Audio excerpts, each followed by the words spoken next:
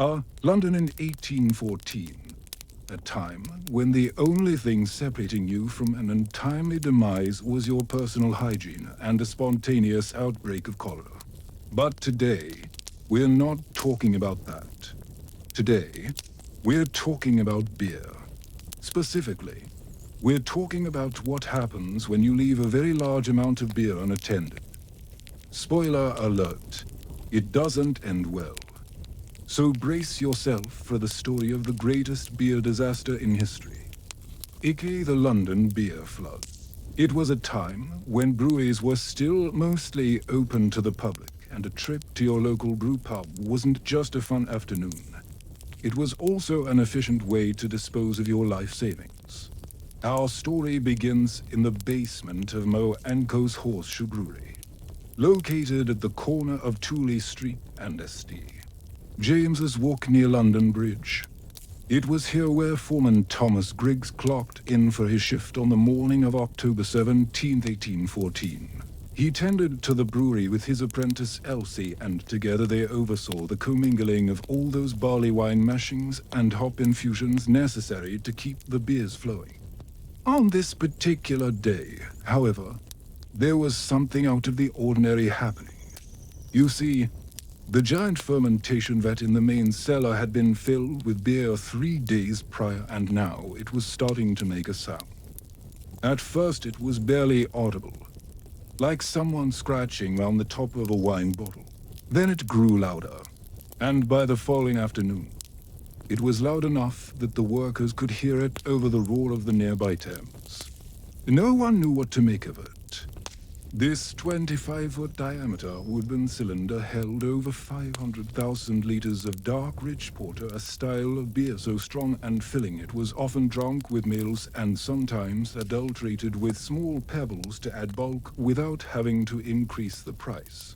But the more important thing about this particular batch of porter is that it was pressurized, thanks to the carbon dioxide produced by yeast during fermentation. The liquid inside was under considerable pressure.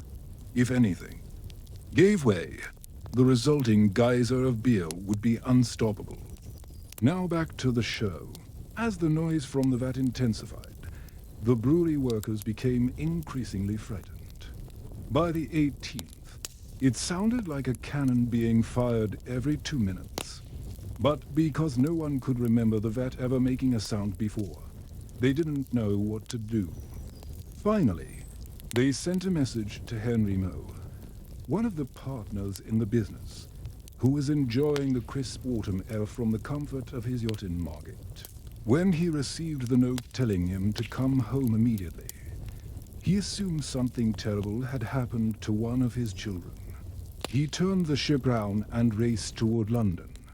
By the time he arrived at the brewery, the sound from the vats had grown deafening. After consulting with the foreman, he ordered them to bleed off some of the beer to ease the pressure. But while they opened a valve to let some out, the sound got even louder and a thick stream of beer shot out like a geyser. Then the most likely scenario occurred. One of the aging casks in the upper gallery gave way. Beer spewed through the open valve like a tsunami, cascading over the streets of London in what seemed like an endless torrent. The flood started around 10 p.m. on October and continued non-stop for 5 hours. It roared through the city, sweeping aside carts, horses, and people alike. Eyewitnesses described the sight as terrifying and melancholy. Others said it looked like a raging torrent of water. All we know for certain is that it destroyed everything in its path. It reached heights of up to 3 feet and traveled for miles, inundating entire neighborhoods with beer. Homes were destroyed, businesses demolished, and countless people left homeless. There was simply nowhere for the beer to go. It overflowed from the river and made its way into the sewers, pushing waste and raw sewage back up onto the streets. Houses were inundated, collapsing under the weight of the liquid. Some tried to flee, but it was too late. Many drowned in the flood, while others climbed to rooftops and stayed there until the deluge subsided. And just to give you an idea of how much beer we're talking about, the total volume has been estimated to be between 1.5 and 2 million gallons. That's the equivalent of nearly 6 Olympic-sized swimming pools. For scale, all told, the flood claimed at least 9 lives and injured many more. Entire families were wiped out, and their bodies never recovered. Others suffered lifelong health problems after drinking the contaminated floodwater. The economic damage was staggering, too. The cost of cleaning up the mess was enormous, and many businesses never reopened. In the aftermath, a great deal of finger-pointing ensued. Some blamed Henry Max for building such a large vat that it overflowed onto the streets. Others said he should have closed the valve sooner. Still, others blamed the workers for not keeping the vats properly maintained. The truth was, no one knew what to do. They never dealt with anything like this before. Eventually, the finger-pointing died down and the cleanup began. People returned to work, and the city started to rebuild, but the specter of the flood lingered. 4 years afterwards, stories were told and retold about the Great London Beer Flood, a cautionary tale about the dangers of unchecked progress and the folly of man's hubris. Of course, it also became a popular local legend. And who could blame them? What's more fantastical than a city overrun by beer? Sadly, the event also inspired one of the earliest known acts of vandalism. Just a few months after the flood, someone painted the words "Beware of beer" on the wall of a house that had been damaged. When they were discovered, the perpetrator was arrested and put on trial. It was the first recorded instance of political graffiti in England, and it was all because someone didn't want to live in a world where beer flowed freely through the streets. So what can we learn from all this? Well, for one thing, maybe don't store massive quantities of pressurized beer in the basement of your house. Also, check your valves more frequently. And for heaven's sake, install some alarms. Seems like common sense, right? But perhaps the most important lesson is to remember the victims of the London beer flood. A tragic reminder that sometimes the things we love the most can hurt us the worst. But hey, on the bright side, it was a great excuse to stay indoors for the winter. Did you enjoy this episode? If so, I've got a challenge for you. Go watch in London. The war with Napoleon is raging across Europe. Queenie is boinking the Prince Regent behind George III's portrait up at Windsor. And down here in the city, people are preparing for the annual Lord Mayor's show. It is a huge festival held every October to celebrate the election of a new Lord Mayor of London. And this year, they're going all out because the new Lord Mayor, Sir Samuel Morton, is a rich man. He's got a massive procession planned, complete with a golden chariot drawn by 8 horses, 8 footmen riding on the horses, 4 men on top of the chariot itself, and a huge crowd of attendants. The show is supposed to start at the Royal Exchange, then travel down to the City of London and finish up with a banquet at Guildhall. But we're not concerned with any of that today. What we're concerned with is what's going on up at the top of the Horsley Towers, where Meux has just finished filling up the massive vat number 9 with fresh beer. Now, while he's doing his final inspection of the vat, over by the ladder, he hears Elsie talking to her father, and she's not saying anything good about the giant vat. She mentions something about how it was creaking last night, and goes on to say, and that Hupayan, Papa, it doesn't look safe. Well, Mr. Badgery thinks to himself, oh, damn, I should have told her there's no such thing as unsafe. It's a trade secret. Yeah, it's unsafe. These vats aren't meant to hold more than 3,000 barrels. We put 7,000 in them, and we charge extra for it. But of course, he doesn't tell her that.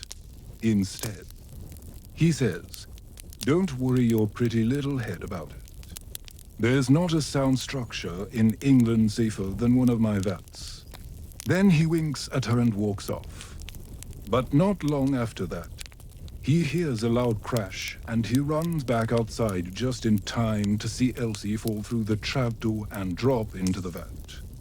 Oh, don't worry. I'm sure she'll be fine.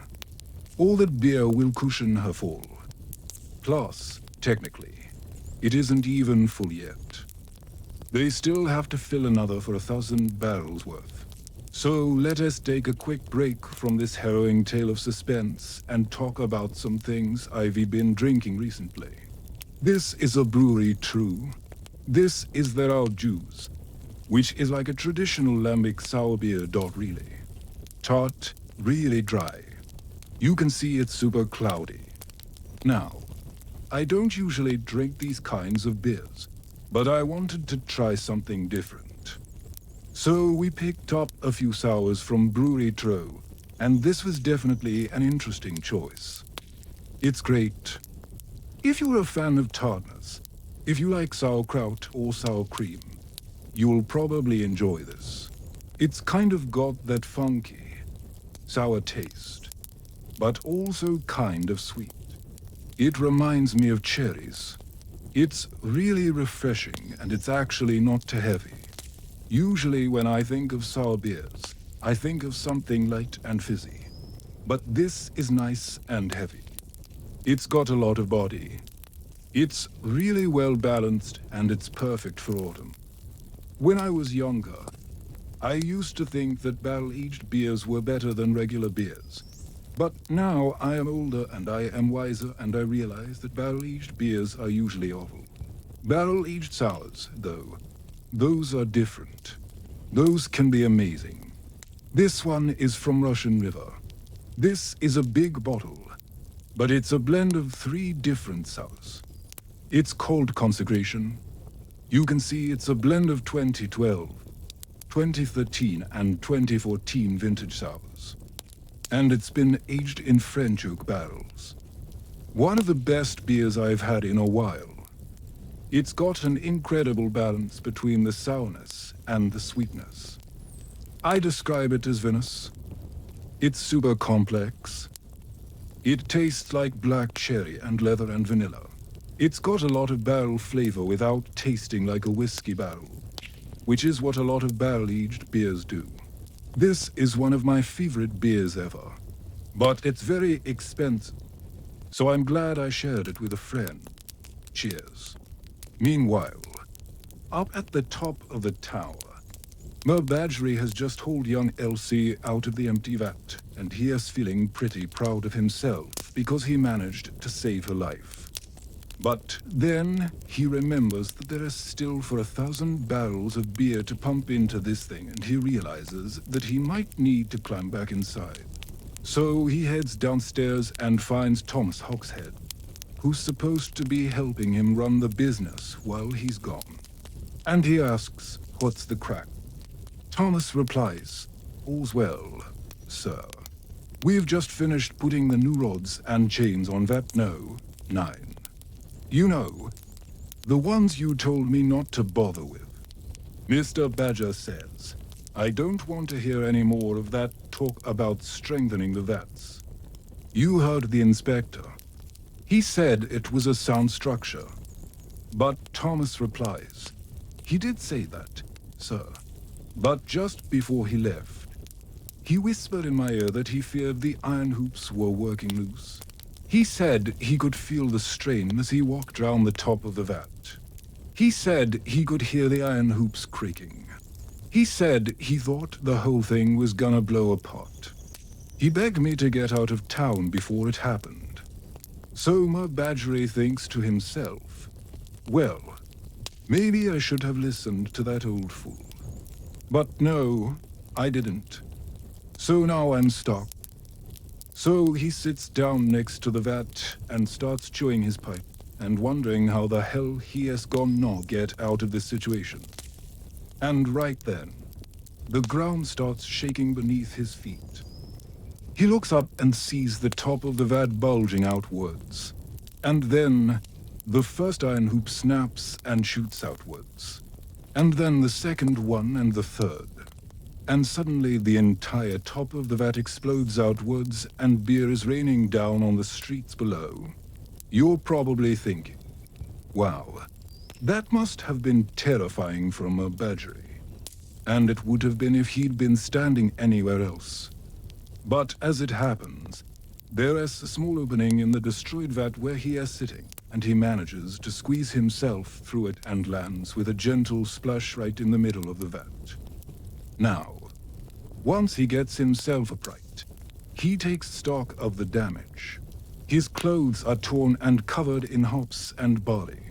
There's beer spraying everywhere, and he's got a nasty gash on his knee. But otherwise, he's okay. He looks up at the destroyed vat and smiles to himself, thinking, well, that'll teach me to listen to an old fool, even if the old fool was right. Then he looks down at the street below, and his smile disappears because he realizes that he is sitting in the middle of St. Giles Rookery, one of the worst slums in London. The place is packed with narrow winding alleys, dilapidated houses, waste ground, and over 10,000 people. And they're all staring up at the ruined vat with expressions of pure hatred on their faces.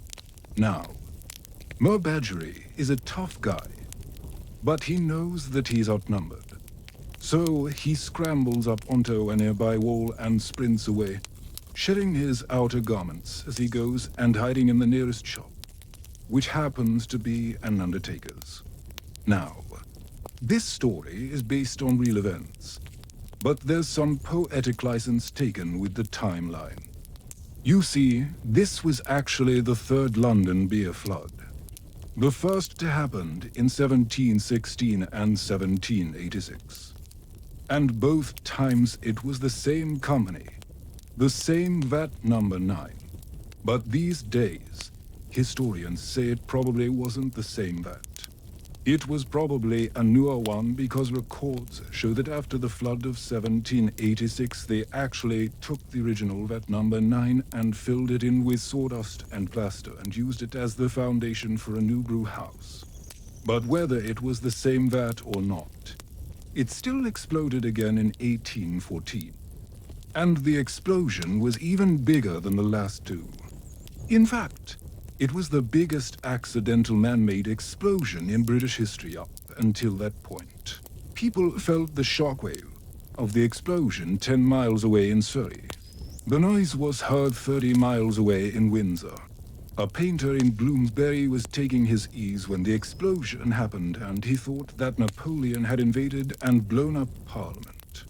The windows in Buckingham House were shattered, and the Duke of Buckingham thought it was the end of the world. So yeah, this was pretty serious, but most people were more pissed off than scared. When Meux ran into the slum district, he wasn't met with anger. He was met with laughter. They were having a grand old time down there. They were picking up free beer, splashing it on their neighbors, climbing up drain pipes and slides, and diving into puddles. It was only when the beer started to run out that the crowds turned ugly and started throwing stones at the brewery.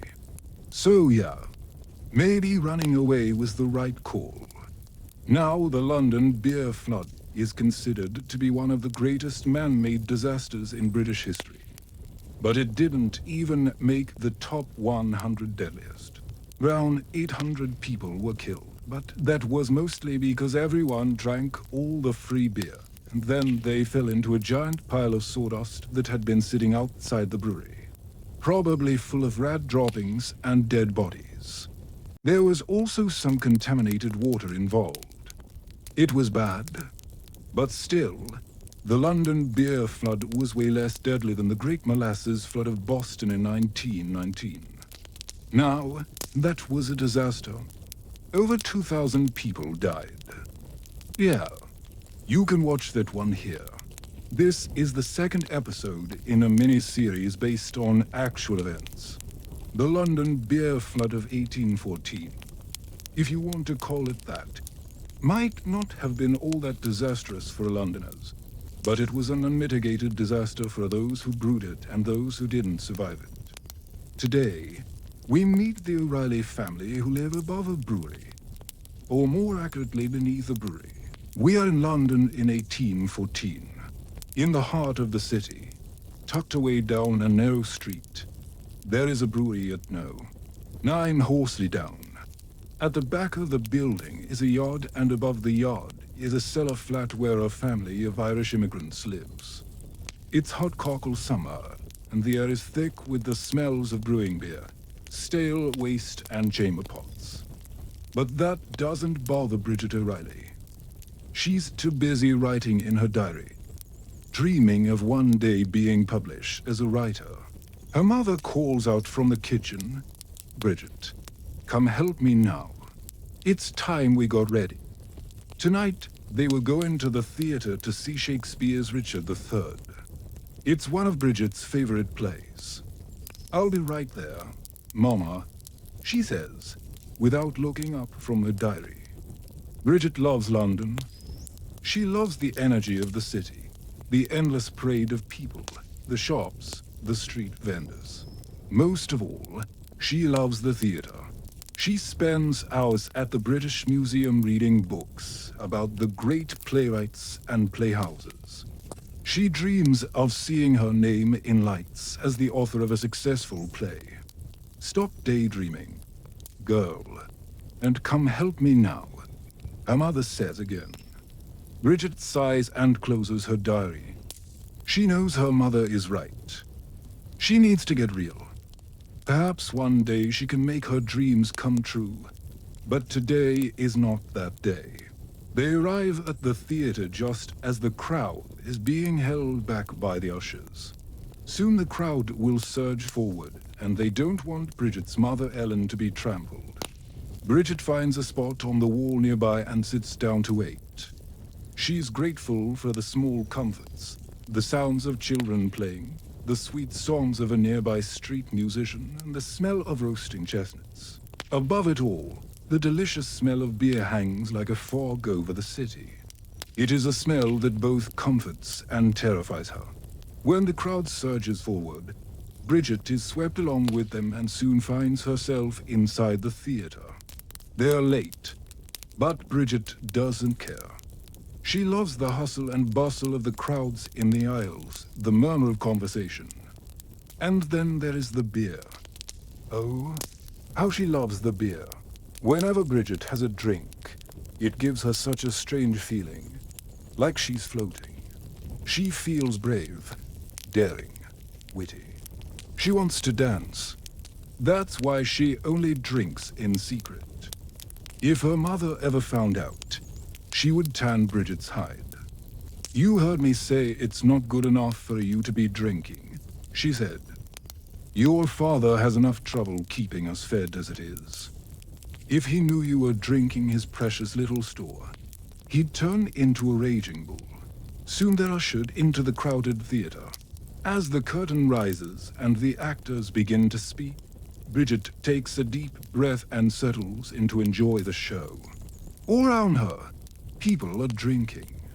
She sees men and women sharing tankards, laughing and talking. She sees groups of men drinking and singing bawdy songs, fighting over who should pay for the next round. A few are so drunk they stumble around blindly, almost knocking over the ushers. Bridget turns to her mother and whispers, "Oh, Mama, I wish we could go somewhere where we could drink some beer and laugh and be free." Her mother shakes her head and whispers back, "No, you know your father would never allow it. Come, let's watch the show." Bridget nods obediently, but her mind is elsewhere. She looks round at the crowd and thinks about the endless stream of people who pass by their house every day. Who were these people? Where were they coming from and where were they going? Did they have dreams? What did their days look like? What did they eat? Did they have hopes and fears like her? Did they also dream of one day breaking free of the life that had been dealt to them?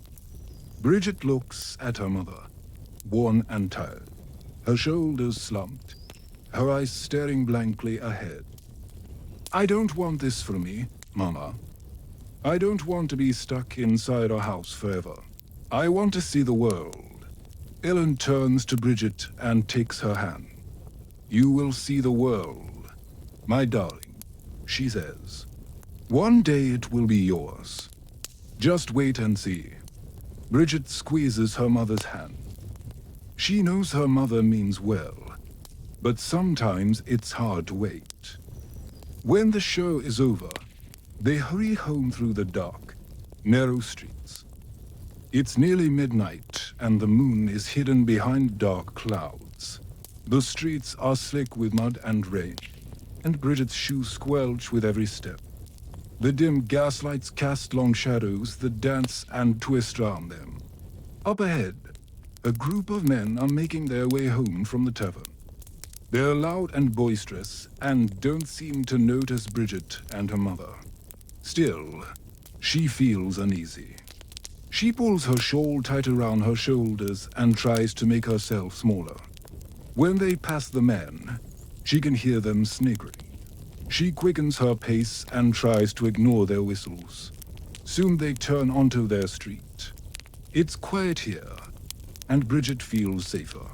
Their house is dark, but she can feel the vibrations of the brewery through the floorboards.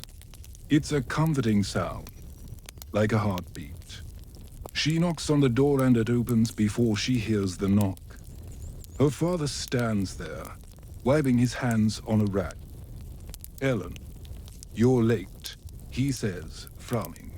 I was getting worried. We were delayed, Michael, Ellen says. It's all right. Come in now. You must be hungry. He steps aside and they enter the house. Bridget tiptoes up the stairs to her room, careful not to wake her younger brother and sisters. She lies down in her bed and closes her eyes, but sleep won't come. Instead, she thinks about her day, about the play, about the beer, about the people. Then she remembers the words of her mother. One day it will be yours. Just wait and see. But when? How long will she have to wait? Suddenly, sleep pulls her under and she dreams of golden beer and the bright lights of the theater. In the morning, Bridget wakes up to the smell of frying bacon. She gets out of bed and goes to the window. Below her, the brewery is coming to life. She can hear the rumble of carts, the shouts of men, the clink of glasses. Her father is down there somewhere, tending to his beloved beer. She can't help but feel a twinge of resentment. Here he is spending all his time and energy on beer, and all she asks for is a chance to read a book or write a story. Bridget throws open the window. Good morning, Mr. Harris, she calls out to their neighbor. Good morning, Bridget, he calls back. Lovely day, isn't it? Yes, it is, she says. Perfect weather for a nice cold pint of beer. He laughs. That it is, Bridget. That it is, Bridget smiles back. But she's thinking about something else. Maybe it's time she took matters into her own hands. Now find out what happens next in the London. Beer Flood 1814, Episode 3. Why did Mr. Harris smile when he talked about beer? See you there. Welcome to the London Beer Flood of 1814, Chapter 4, where our story so far has brought us to the morning of October in London town, and inside the brewery of John and George Palmer. It is time to get to work. But before we get started, if you haven't already done so, please take a moment to subscribe. It is free and helps us grow. Also, be sure to check out our new social media accounts. Links to both are in the description below. And now let's get to it. It was said that when men were working at the brewery of John and George Palmer on the morning of October, they noticed something odd about one of the vats. Now, exactly which vat this was, the records don't say. but historians have estimated that it was most likely vat no. 7. This was the final vat in the line where the beer would flow from vat no. 6 into vat no. 7, and then it would be pumped up into the cistern above the brewery, then distributed to the many public houses owned by the company. But this morning, there was something wrong with vat no. 7. According to the reports, the workers noticed that the vat seemed to be bulging in the middle like a pregnant woman. They chalked it up to an overactive imagination and went about their work. Now, the reason that they knew it shouldn't be bulging was because only 2 days early on the night of Sunday, September, there had been a meeting of the minds between the foreman and the manager, Meux Lane. At that meeting, it had been decided that all of the beer in the bottom 3 vats, vat numbers 5, 6, and 7, would be pumped up into the top 3 vats. This was done in order to make room for some new beer that was ready to come in and take its place in the bottom 3 vats.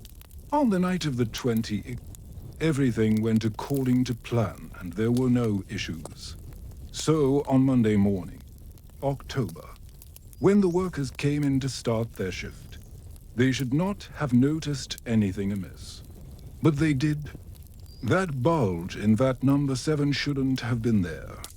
At first, it was just a slight swelling. But as the day wore on and more beer was pumped into vat no. 7, the bulge grew larger and larger. Soon, it was described as being about 8 inches out from the side of the barrel.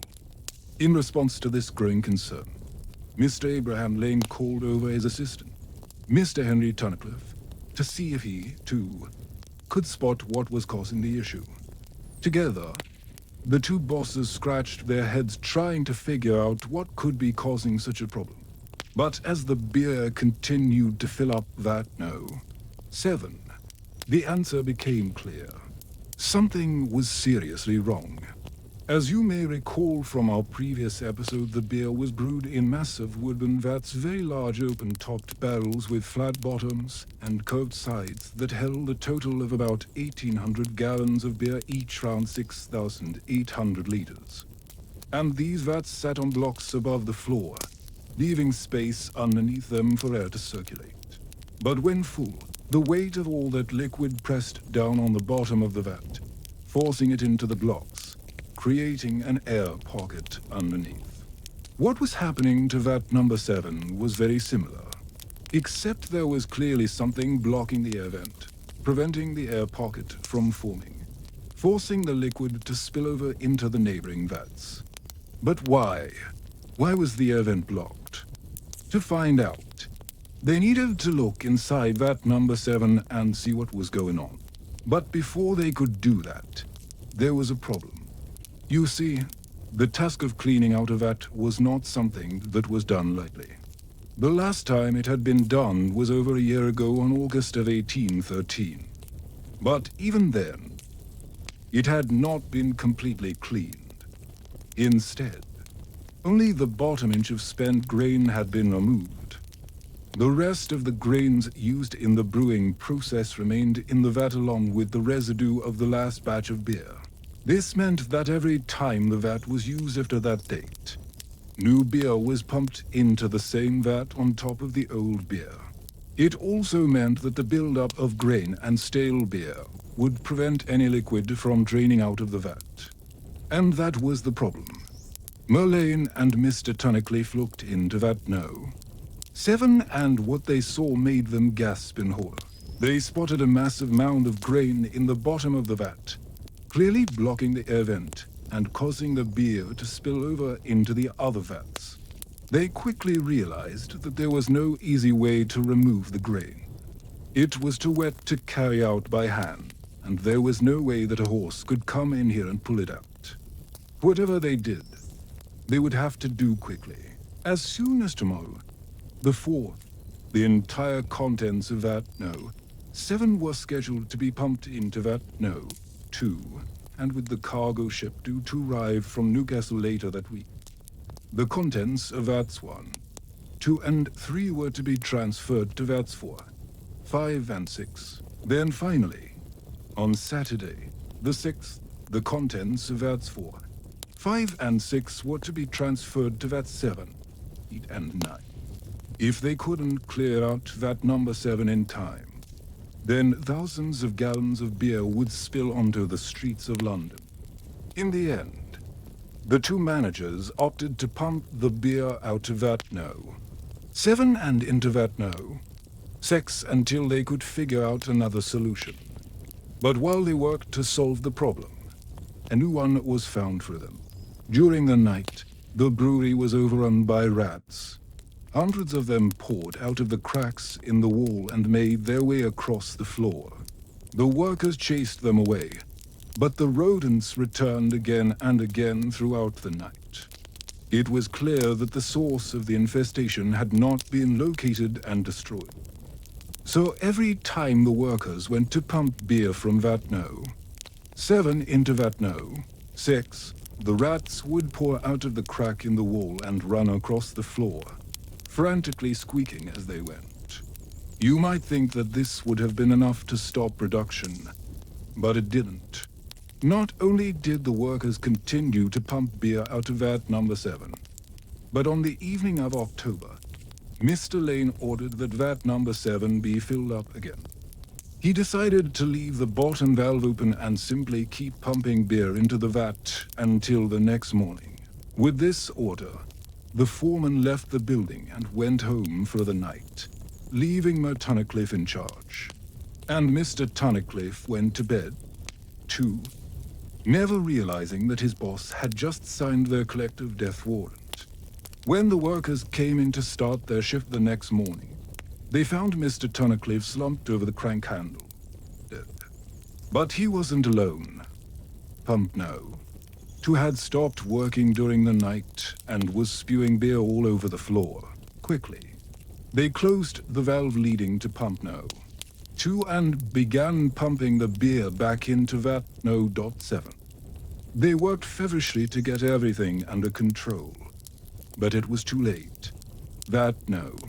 7 was full to the brim, and the bulge in the middle of the barrel was larger than ever. Then disaster struck. Vat No. 7 gave way. The bulge ruptured and thousands of gallons of beer flooded out of the vat and onto the streets of London. From this point, we will pick up with the story in our next episode. Please stay tuned. If you enjoyed this episode, please go ahead and hit the like button. Also, if you haven't already done so, please take a moment to subscribe. It is free and helps us grow. Thanks for watching. Now, with the new year comes new beginnings, fresh starts, and for some people, new waistlines after overindulging in eggnog during the Christmas season.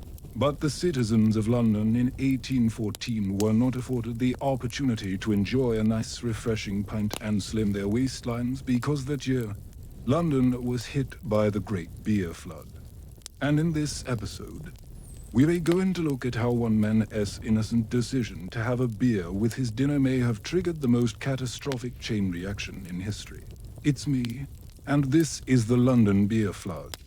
Let's talk about what happened last episode. Last time we checked in, we had just witnessed the nearly catastrophic failure of an entire brewery thanks to the detonation of one of its many beer vats. Luckily, the vat in question was empty, so it didn't cause too much damage, but it did reveal a serious flaw in the design of the brewery. You see, although these old wooden vats were quite strong, they were also quite fragile. They were held together with iron hoops that ran round the middle of the vat, keeping the staves in place and lending them strength.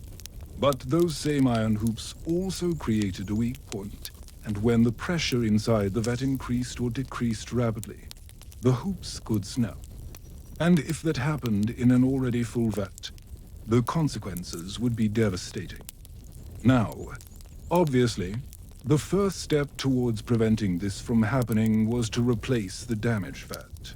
But for John Porter and his 8 employees working in the brewery that day, it wasn't that simple. Replacing one of these vats was no small task. It took several hours to dismantle the old vat, remove the broken staves, and replace them with new ones. Then reassemble the whole thing and put it back into service. So instead, they decided to do something that had been done before. Patch it up and get it back into action for the New Year's rush. They simply sealed up the cracks with some spare wood, filled the vat with fresh porter, and got to work on replacing the rest of the hoops. But even though they tried to make things right, there was nothing they could do to prevent disaster from striking again.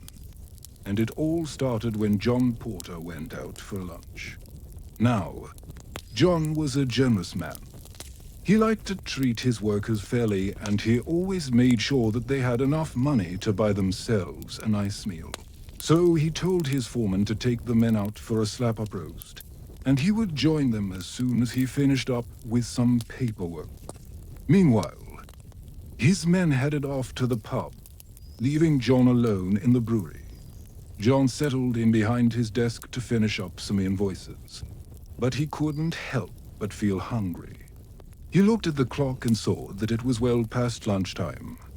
Then he looked at the empty victualling store cupboard and realized that he was actually pretty peckish.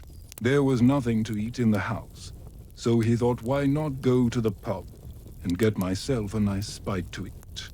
So John put down his quill and headed for the door. Before he knew it, he was seated at a table in the very same pub as his employees, enjoying a delicious plate of beef and a foaming tankard of porter. Of course, while John was having his dinner, the men were regaling him with stories of their exploits at the brewery, and he laughed heartily at all of their jokes, occasionally wiping suds from his beard. Meanwhile, back at the brewery, the men had left the fire stoked in the engine room, because they knew that when they came back, they would need the engine to pump beer into the vats. The engine room sat right beneath the full vats, and the heat from the fire eventually began to creep up the wooden legs that supported them. As John was finishing up his meal, one of the iron hoops on the newly repaired vat suddenly snapped. As we discussed last episode, these iron hoops were the weakest link in the vat's design, and so any excess pressure would start here. But luckily, there was only one vat full at the time, and that meant that there was no beer involved. Still, it did leave John concerned, because as he stood up to pay the bill, he heard a loud crack as one of the other vats gave way. John hurried back to the brewery, fearing another explosion, but instead he found that the vat had simply sprung a leak. That was fortunate, but it still meant that the vat was compromised and dangerous, so he needed to get it emptied as soon as possible. So he ran into the engine room, pulled on the valve that controlled the pump, and headed outside to wait for the porter to stop leaking.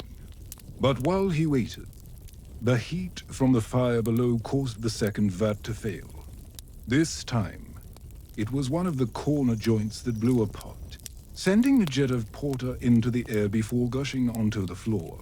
John watched in horror as the vat emptied in seconds, spilling thousands of gallons of beer onto the ground. But he knew that unless he did something fast, the flood would spread and damage the rest of the vats. So he sprinted back to the pump and turned it on full blast. He managed to divert the flow of beer away from the next two vats, but he hadn't calculated on the amount of pressure in the system. The force of the pumping engine sent the final vat bursting at the seams. John screamed in terror as a giant tidal wave of porter burst through the side of the building and began flooding the nearby streets. Beer gushed everywhere, spraying across the yard and surging forward like a tsunami. It knocked over stacks of casks, sending even more beer cascading to the ground. Soon, the street outside the brewery was knee-deep in porter.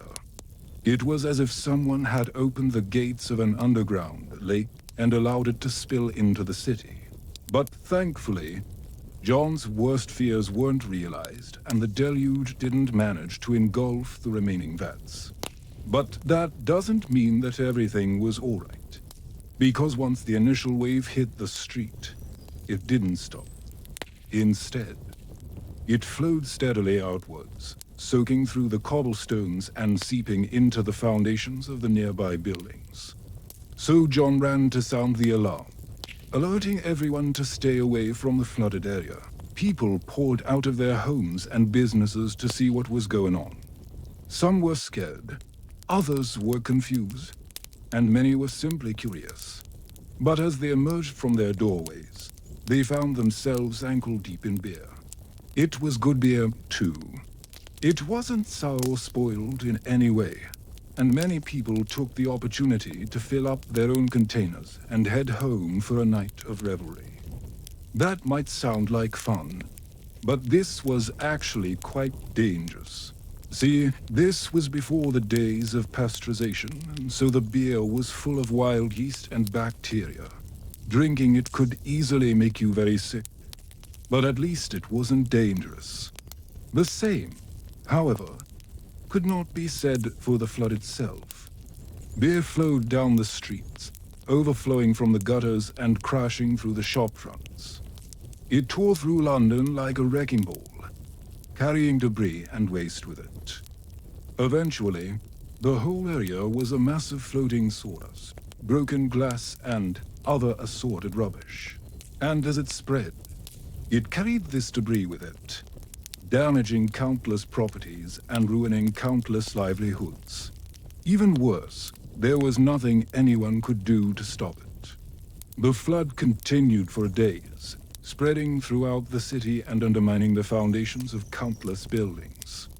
Before it finally receded, it had traveled nearly a mile from the brewery and contaminated water sources as far away as the Thames.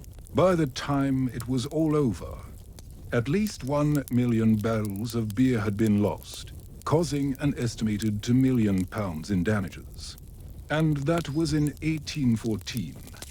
Which means that in today's money, it would cost over 200 million. But if you ask me, the worst part of the whole thing was that there was barely even a drop of beer left to drink. You see, most of the breweries in the area were insured against damage, so they agreed to cover the cost of the flood.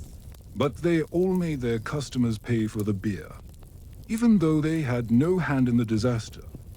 And I think that's really unfair. Thanks for watching. If you want to learn more about the London beer flood, I've got a whole video on it available now. The water's rising. It's rushing in from the bottom of the door like a frickin' tidal wave. I can feel the power of the water. Oh my god. In the last episode, we saw that the water was coming. We knew that it was gonna come for St. Giles. But when it actually hits, when the deluge actually breaks over the city, it hits with terrifying force. Here we go. Let's get into it. I love these wide shots because they show the scale of everything. That shot there of the water just pouring down the street, you can see how powerful it is. And that really makes you feel the scale of what these characters are up against. When the water first comes, it fills up all the cellars immediately. All the cellars are filled straight away. You can see the people running away from the water. They know it's coming, but they don't know how fast it's going to come. There's nowhere to escape. It's too late. And now Bridget is trapped. She's fallen beneath this beam that's collapsed. Can she free herself? Let's have a look. There's her leg sticking out there. Hopefully she frees herself. It doesn't look good though. I think she might be trapped there. Meanwhile, elsewhere in town, Elsie is trying to help. She's trying to find survivors. She's wading through waist-high beer as she goes through this flooded street. This whole town is underwater now. Just look at it. Bridget has managed to free her lower leg, but her upper body is still pinned beneath this beam. She manages to drag herself out from beneath the beam, but then she slips and hits her head hard. What a horrible thing to happen. Just as she gets free, she knocks herself out. Will she be okay? She's got another problem though. She's surrounded by water. Water is rising round her. She needs to get out of here. And then thankfully she sees some people who spot her, and they pull her to safety. Elsie is still searching for survivors. She finds someone and helps them to their feet. Then she turns to leave, but the woman grabs her arm and says that she wants to come with her. So they set off together. I hope they find somewhere safe. There's more people coming now. Everyone's running for the hills or running to higher ground. A woman calls out to Elsie asking for help. She says that her child is still inside one of the houses. Elsie tells her that she'll come back for her, but the mother insists on coming with her. It's too dangerous to go back, but she wants to try and rescue her child. Elsie eventually agrees, and they turn back. Elsie and the mother wade through the flood waters, which are getting higher and higher. They're up to their waists now. They need to hurry. They need to go faster if they gonna get to that house before the water reaches it.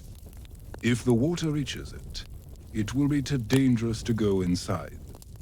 They reach the front door of the house, and Elsie helps the woman to kick it open. They run inside. It's dark and dank, and they call out for the child. Where are you? Are you here? The woman runs up the stairs calling her child's name. Elsie follows her. She's not sure if this is a good idea, but she's gonna trust the mother.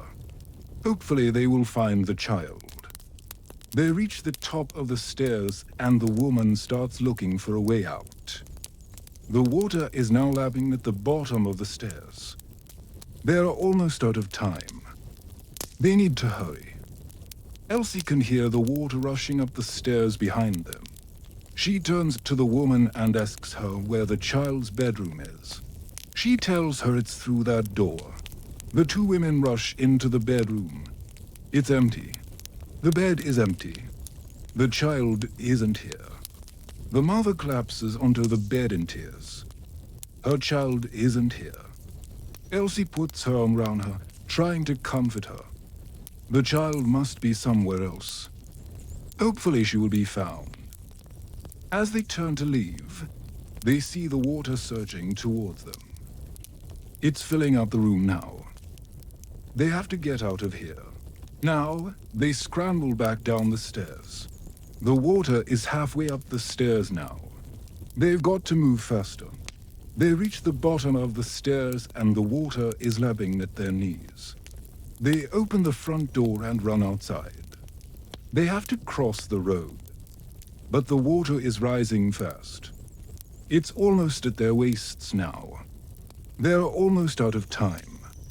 They need to get across the road. They make it to the other side and then turn back to see the water pouring out of the house, pouring out of the street behind them. They just made it. Just look at that. The whole street is underwater. We saw earlier how quickly the water rose in that house. It literally went from nothing to knee-deep in a matter of seconds. So if Elsie and the mother had been any slower, they would have been swept away by the current. They would have been pulled under by the sheer force of the water. Thankfully they made it. But now they have to find somewhere high to wait out the flood. They start walking away from the house, away from the danger, hopefully to somewhere safer. They walk past a row of shops. One of the shop fronts has collapsed. The water is gushing out of the broken shop front. It looks like a gaping wound. They walk on, making their way through the debris and the rubbish left behind by the flood. They pass small people who are trying to get out of the town, trying to get away from the rising waters. Some people are staying behind. Some people are refusing to leave their homes, even though the water is rising. Elsie and the mother come across a man who's standing in the middle of the road, watching the water flow past him. He tells them that he's waiting for his son to come back. His son is coming back to take him out of town. But he hasn't arrived yet. Elsie tells him that he needs to leave, that he needs to get out of here before it's too late. The water is rising fast. The man refuses, saying that he's not leaving without his wife. His wife is still inside one of the houses, and he's not leaving her behind. Elsie tries to convince him to change his mind, but he's adamant. He's not budging. Then Elsie sees the look on the mother's face. She knows exactly what it's like to worry about a loved one. She understands the man's determination, his refusal to leave without his wife. So Elsie tells him that she'll come back for him, that she'll come back for both him and his wife. And with that, she turns and walks away. She's gonna go back into town. She's gonna try and save as many people as possible. She's gonna try and bring them out of town before it's too late. She's gonna try and rescue as many people as she can. We saw at the beginning of this episode how quickly the water rose. We saw how overwhelming it was, how no one could escape its path. And that's what Elsie is up against. She's up against something she might not be able to defeat. But she's trying anyway. She finds the woman who was standing at the front door earlier, the woman who wanted her to rescue her child. She's knee-deep in water now. Elsie asks her if she's okay. The woman tells her that she's fine, that she's just waiting for the water to go down. She tells Elsie to leave, to go to higher ground. But Elsie refuses. She's determined to stay and help.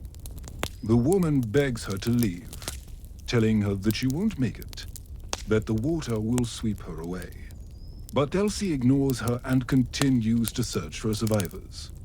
She has to get to higher ground soon. The water is rising fast, but she's helping as many people as she can. She helps an old man to his feet and supports him as he walks away. She helps a young girl who's fallen in the water. She's trying to rescue as many people as possible. The water is lapping at her knees now. She's getting closer to the current, closer to the danger. She helps a young boy to his feet. He's all alone. He's lost his mom. He's lost his dad. She leads him to safety, telling him that it's gonna be okay. She's gonna look after him. She's gonna keep him safe. Will Elsie make it to higher ground before the water reaches her? Will she be swept away by the current, or will she be okay? This is the end of part 6. What did you think? How do you think Elsie's doing? How do you think Bridget's doing? Let me know in the comments below. And if you haven't already, please subscribe and give the video a thumbs up. Thanks for watching. See you next time. Hello there. Thank you for tuning into another episode of the London Beer Flood series. I hope you enjoyed last episode where we discussed how all this got started. If not, it's available on another platform. And if you enjoy these stories, please consider supporting me on another platform. Now, let's get back to it. The year is 1814. You are a resident of London, and the events of September 16th will stay with you for the rest of your life. A great wave of beer has swept through the city, leaving behind a path of destruction and death. Yes, folks, it's time to talk about the aftermath of what some are calling the London Beer Flood. So, what's the worst that could have happened? Well, tragically, 8 people perished in this disaster, from men and for children. That's right. Children were killed in this incident. 4 of the deceased were part of the same family. 3-year-old Mary, 1-year-old Elizabeth, their mother Elizabeth, and their aunt, Mrs. and Birch. The other 3 victims were found near the corner of Margaret and King Street. They were identified as John Smith, a bricklayer, his wife Elizabeth, and their 3-year-old son William. As far as we know, John and his family had nothing to do with the brewery or the beer that crashed into their home. They were just an unlucky family that got caught up in the chaos. Reports from the Times state that they were returning home from church when they were struck by the beer. Their bodies were recovered several hours later, having been trapped beneath the debris of their collapsed home.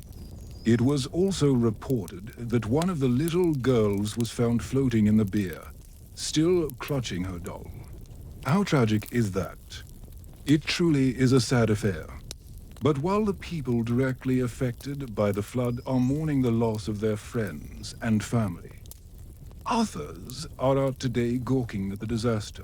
People are paying money to see the damage caused by the flood and the bodies of those who didn't make it. Some are even climbing onto the wreckage to get a better look. Oh, and don't forget the beer. People are up to their eyeballs in beer.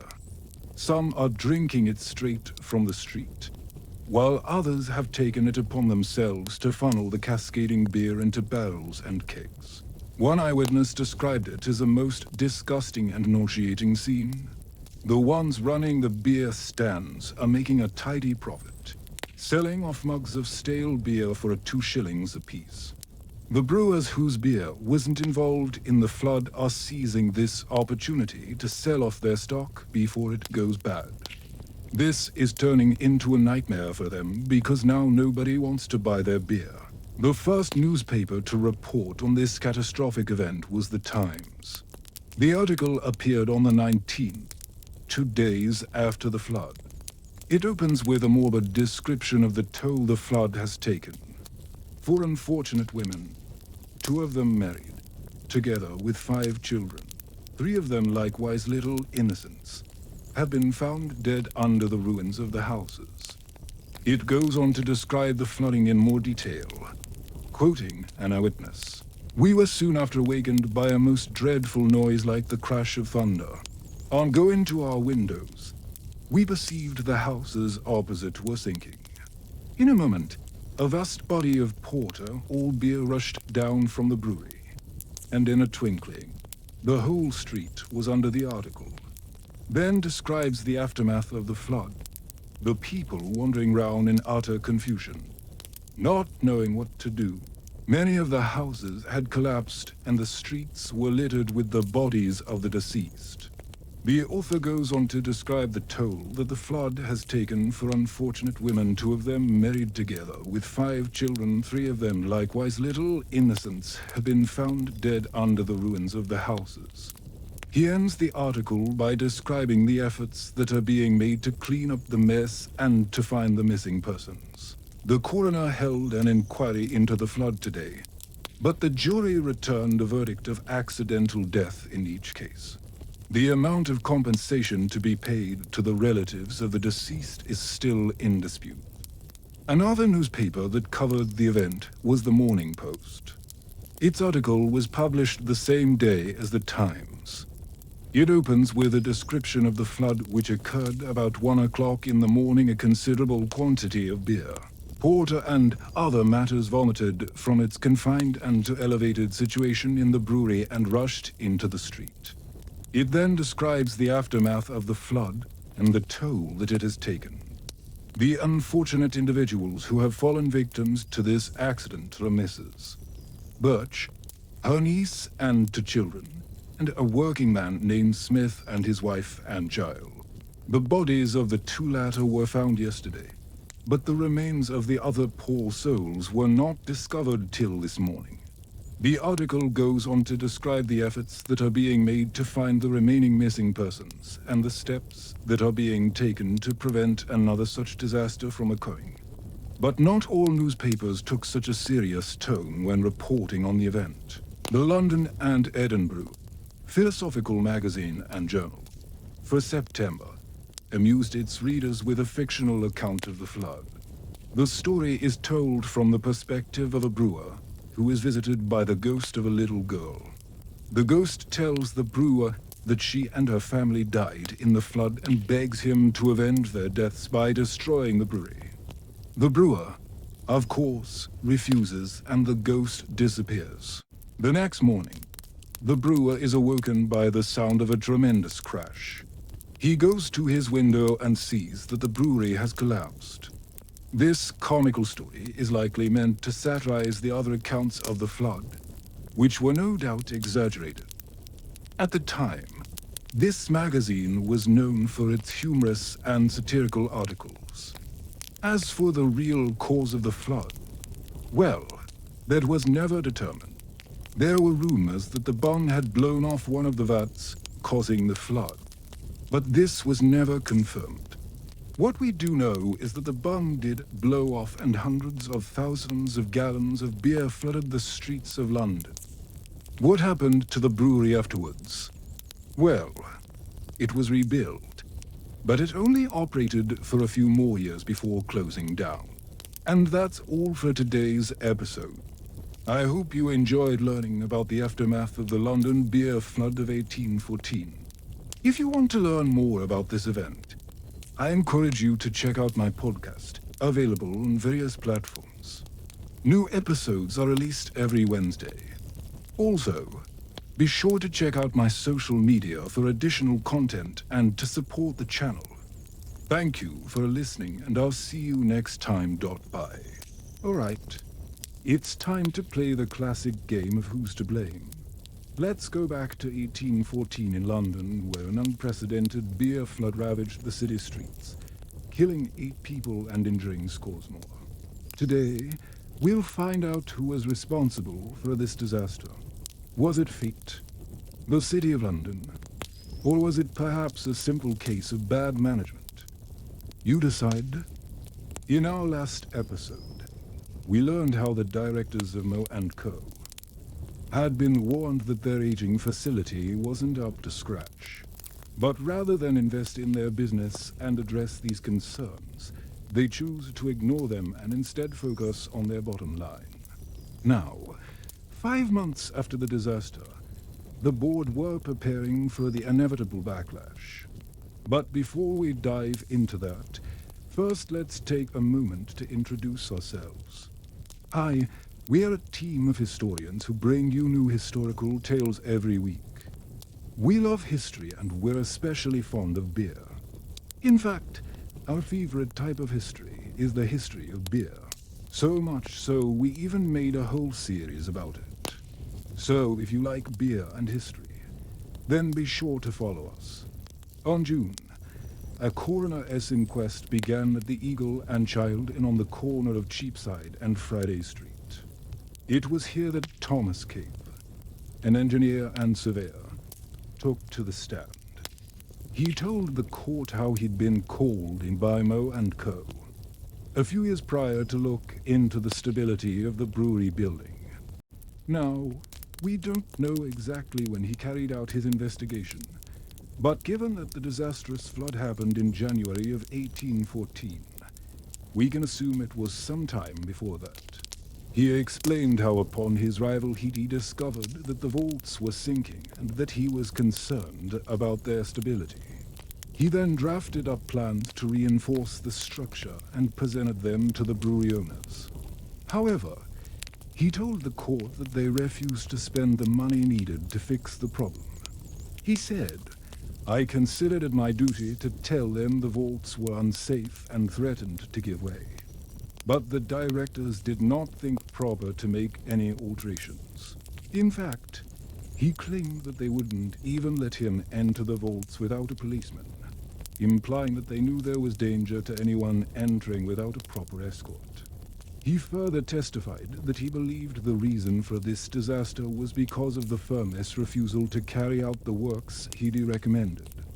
He concluded, "It was very clear to me that the only cause of the accident was the insufficiency of support to the flooring of the upper rooms, which was the only means of access to the vats. Had the alteration which I recommended in 1811 been done, the accident could not have happened so clearly."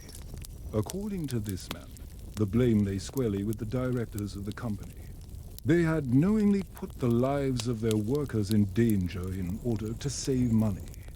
So what was their response to this testimony? According to the report in the monthly magazine, the lawyer for Meux and Co. Asked Mr. Cave whether or not he had not expressed himself at the time he made his survey as to the necessity of repairs being executed as having been an act of God that no human foresight could have prevented. To which Meux Cave replied in the negative. Upon hearing this, the director's lawyer then stood up and addressed the jury. He stated, "The counsel for the brewery stated that the verdict of the jury must be either that the accident was occasioned by an act of God or by the negligence of the defendants. If they found it to be an accident which human care and prudence could not have prevented, the law would not hold the defendants accountable for the misfortune. This unfortunate event, which has thrown so much gloom over the country, was the effect of an inundation, such as we have not heard of in this or any other country for many years. This view of the subject was confirmed by several witnesses examined on the part of the defendants who proved that extensive fissures had opened in the solid masonry of the street, in consequence of which the water had gushed up from the deep and capacious sewers and burst through all the usual channels of its passage into the river. So you see right away the brewery bosses were trying to pin the blame on something outside of their control. By saying it was an act of God, they hoped to avoid any future liabilities. As for the workers, well, they were seen as expendable. In fact, one director was heard to say, "What can we do? They are only laborers." When the jury filed out to consider their verdict, they were sent with a note outlining the two options the prosecution wanted them to choose from. Either the accident was caused by an act of God or the directors were guilty of manslaughter. As we know now, they opted for the former, absolving the directors of any criminal responsibility. But this verdict wasn't the end of the story. While they may not have faced criminal charges, the public still demanded retribution. And soon the directors found themselves in hot water with the shareholders. On July, a meeting was held at the London Stockwell to discuss the recent events. There, Henry Meux rose to speak on behalf of the board. He began by praising the employees of the company, stating, they had lost for worthy men who were in the constant habit of attending divine service at the chapel he had built for the poor in the neighborhood. He considered those men as on the first floor of the building, whose duty it was to watch the vats. They had been strict in their attention to the duty imposed on them, and had saved the lives of many of their fellow servants. He believed it was the general feeling of the meeting that the greatest credit was due to these men for their conduct during the late calamity, and that every possible care should be taken to provide for the widows and orphans of those who had fallen victims to the accident. He continued, he was desired by the other directors to state that since the accident, they had thought it their duty to inquire into its origin, and they were fully satisfied it was owing to an inundation of water from the sewer under the vats, which burst up and broke the flooring. This inundation must have been sudden and violent, for nothing of that kind had ever happened before in the course of 70 years that the brewery had. The morning after the deluge, London woke to find itself knee-deep in beer. But by nightfall, it would also be knee-deep in sorrow. The outpouring of grief was immediate and overwhelming. There were prayers at churches all over the city, and every tavern closed up shop, their usual revelry replaced with stunned silence. Still, no one could have predicted the turn of events that would take place next. By midday, the stench of stale waste, stale beer, and something far worse had spread throughout the entire city. It was clear that some things needed to be done, and fast. The river was dammed off from the rest of London with longboats and barges, but it quickly became apparent this wouldn't be enough to stop the flow. More drastic measures were needed. A decision was made to bring in 300 men to dig a new channel round the perimeter of the city to divert the flood waters away from London Bridge and into the Thames. Amidst this flurry of activity, very few people were thinking about Bridget Bishop. She was, after all, only a servant girl who had perished in the accident. And yet her family weren't so sure she had perished. Bridget's brother and sister had been searching the debris for any sign of their beloved sibling, but to no avail. As dusk settled and the search yielded no results, they began to fear the worst. Her brother, Patrick, walked slowly through the wreckage, kicking at a broken barrel. "She's gone," he whispered to himself, his voice hoarse with grief. As he did, a glint of gold caught his eye. He knelt down and pushed aside some loose bricks. Hidden in the crevice was a small leather satchel. With trembling hands, he untied the leather cord and opened it up. Inside lay a collection of papers tied together with a ribbon. Patrick didn't know how to read, but his sister Mary did. She took the papers, her eyes wide with surprise, and began reading aloud. The first page was filled with neat, looping script. Patrick felt his heart skip a beat. These were Bridget's writings, the stories she had been working on. He remembered Bridget telling him about her plan to write down the stories of other women at the brewery. Stories that were often overlooked or simply forgotten. Stories of love and loss, bravery and hardship, joy and sorrow, laughter and tears. They were just stories. Nothing more, nothing less. And yet now they felt like a lifeline, a connection to his sister that he desperately clung to. The pages turned, revealing a different kind of story altogether. This one filled with anger and despair. The words seemed to leap off the page, fueled by an urgency that was palpable even after all these years. This was the story of the flood, the story of what happened here today, written by Bridget herself. She described how the vats had exploded, how the floodwaters rose, how people ran for the hills, how so many had lost their lives.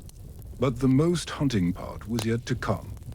Bridget wrote of how she had seen the manager with his own two eyes, how he had sabotaged the brewery, how he had caused all of this. Patrick and Mary looked at each other, their faces pale with dawning horror. Could this be true? Did the manager really cause this disaster? And if so, why? Why would he do such a thing? What could possibly possess him to destroy his own brewery? To kill so many innocent people? As the night wore on, Patrick and Mary shared Bridget's story with anyone who would listen. At first, people were skeptical. The manager was a well-respected member of the community. Why would he do such a terrible thing? But as more and more people heard the story, as the gravity of what had happened began to sink in, there was a growing sense of outrage. The manager couldn't have known how much damage he caused, how many lives he ruined, how many families he tore apart. News of the flood quickly spread beyond London's borders. People came from miles round to pay their respects to the dead and to help with the relief efforts. But no one could have predicted the impact that Bridget's story would have. For it wasn't just a story of a flood. It was a story of courage, of hope, and ultimately of justice. It was a story that needed to be told, and it needed to be told right now. Elsie watched as the crowd grew, their faces etched with grief and anger. She knew that what Bridget wrote was true because she had seen it with her own eyes. She had seen the manager sabotage the brewery, but she also knew that people wouldn't believe her. They didn't want to believe that the manager, a man who seemed so honest and trustworthy, would do such a terrible thing. So Elsie did the only thing she could think of. She pulled out a piece of paper and a quill and began writing. Writing with all the strength she could muster. Writing with the hope that someday someone would listen. She wrote of the flood, of the death and destruction, of the manager's treachery. But she also wrote of something else, something that had been largely forgotten in the wake of the tragedy. The heroism of the people, She wrote of how ordinary men and women had come together to save others, how they had put aside their differences to help those in need.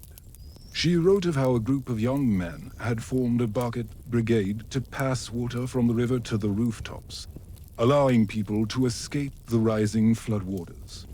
How a group of women had set up a field hospital to treat the injured and dying. How a local priest had walked into the floodwaters to rescue those who were trapped. Elsie wrote for hours, fueled by a determination to capture the truth of what had happened, to ensure that the memory of those who died would not be in vain. And then she did something that no one else had thought of. She took her story to the local printer and asked him to publish it, to share it with the world. The printer was a kind-hearted man, and he agreed to help Elsie out. That night, the first broadsheets were distributed throughout the city. By the next day, they were being sold in every street corner. As Elsie walked through the crowded streets, she saw people reading her story, their faces etched with shock and disbelief. Some people were angry, some were confused, but most were simply heartbroken. Elsie knew that she had done the right thing. She had brought the truth to light, but she also knew that the fight was not over. The manager had to be held accountable for his actions. To do that, she needed proof, hard evidence that he was responsible for the flood. So Elsie set out to gather as much evidence as she could, interviewing witnesses, collecting documents, and piecing together the manager's motives. Along the way, she met a cast of characters, some who wanted revenge, others who simply wanted answers. But through it all, Elsie remained focused on her goal. Meanwhile, the authorities were moving to contain the damage from the flood. Teams were sent out to assess the damage to the city's infrastructure, to homes and businesses. Relief efforts were organized to provide food, water and shelter to those who had lost everything. But as the city began to pick up the pieces, there was still a sense of uncertainty. No one knew what caused the flood, why it happened, or how to prevent it from happening again. It was Elsie who solved that mystery. With her story published and the evidence gathered, Elsie confronted the manager, forcing him to confess his guilt. The manager was arrested and charged with negligence and manslaughter. The trial was one of the biggest in London's history. People came from all over the country to witness it. In the end, the manager was found guilty and sentenced to life in prison. It was a just verdict, but it did little to ease the pain of those who had been affected by the flood. Many people never recovered from their losses. Homes and businesses were destroyed, and the city's economy was in sharp decline. But amidst the devastation, there was hope. The community had come together to support one another. They had rebuilt their city and their lives, and they had brought the truth to light. In the years that followed, Londoners never forgot the lessons of the flood. They worked to improve safety standards, to strengthen their infrastructure, and to support one another in times of need. And they remembered Elsie, the young woman who had dared to speak out, who had uncovered the truth and helped bring justice to those who had been lost then. Mrs. Porter shifted restlessly in her seat in the very first row of the public gallery overlooking the disaster. She clutched a handkerchief in one hand and a Bible in the other. Her husband was down there in the mud. Right now, he was testifying about how much money he lost when his house was destroyed in the beer flood. And she was afraid that her John would break down. Ever since the flood, ever since their entire neighborhood had been wiped out by a wave of beer, their lives had been a misery. They were staying in a cheap inn on the outskirts of town. John couldn't work at his trade as a hatter because he was too shaken to handle the delicate process of making hats. He was jumpy and irritable and snapped at Mrs. Porter and their children. What was a wife to do? As John finished his testimony, wiping his brow with a red handkerchief, the bailiff called for order in the court. "Next up," he said, "we have Meux Thomas Brewer, proprietor of the brewery where the accident took place." Meux Brewer strode confidently into the dock and stood rigidly to attention. He was a hefty man with ruddy cheeks and a shock of white hair. He was dressed in the finest clothes, velvet breeches and stockings, a flowered waistcoat and a silk cravat round his neck. He looked every bit the successful London brewer. Thomas Brewer didn't have to testify about how much he lost. His brewery was still in ruins. The walls had collapsed and the mash tuns and fermenting vessels lay cracked and broken.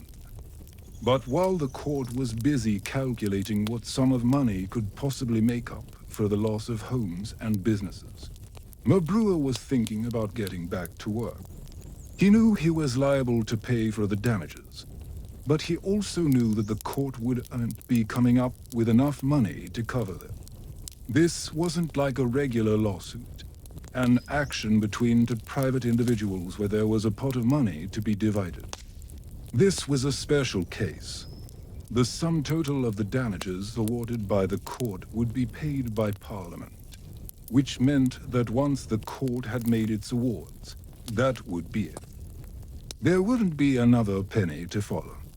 And this wasn't enough for Thomas Brewer. He wanted compensation, proper compensation.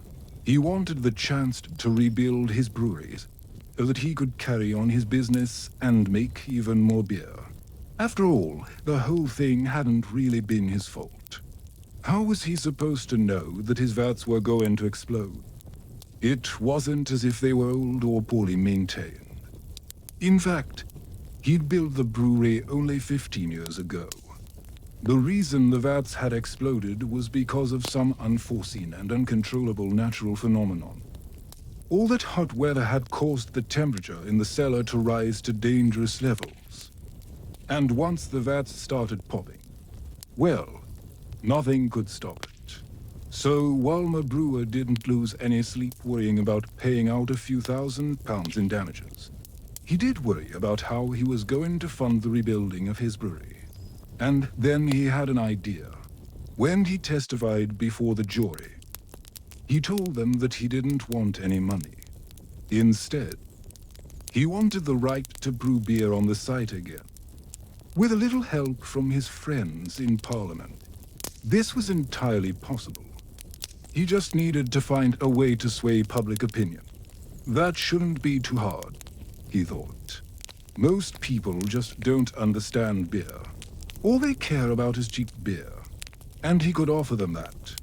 If he rebuilt, he would open the brewery to the public, giving them cheap beer. Lots of cheap beer.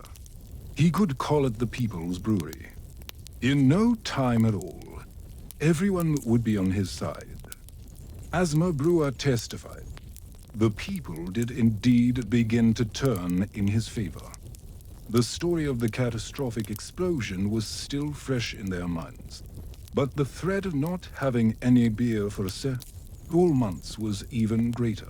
With each day that passed, the people became more amenable to the idea of brewing on the site again. But the idea didn't catch on immediately. The people of London weren't stupid. They knew that a brewery was a dangerous business. And after what they'd just experienced, they weren't eager to have another potentially lethal disaster on their hands. No, this idea needed a champion. And that champion was sitting right there in the public gallery watching Mr. Brewer give his testimony. Samuel Hart was a reformer. For years, he'd been pushing for laws to protect workers and the general public from industrial hazards.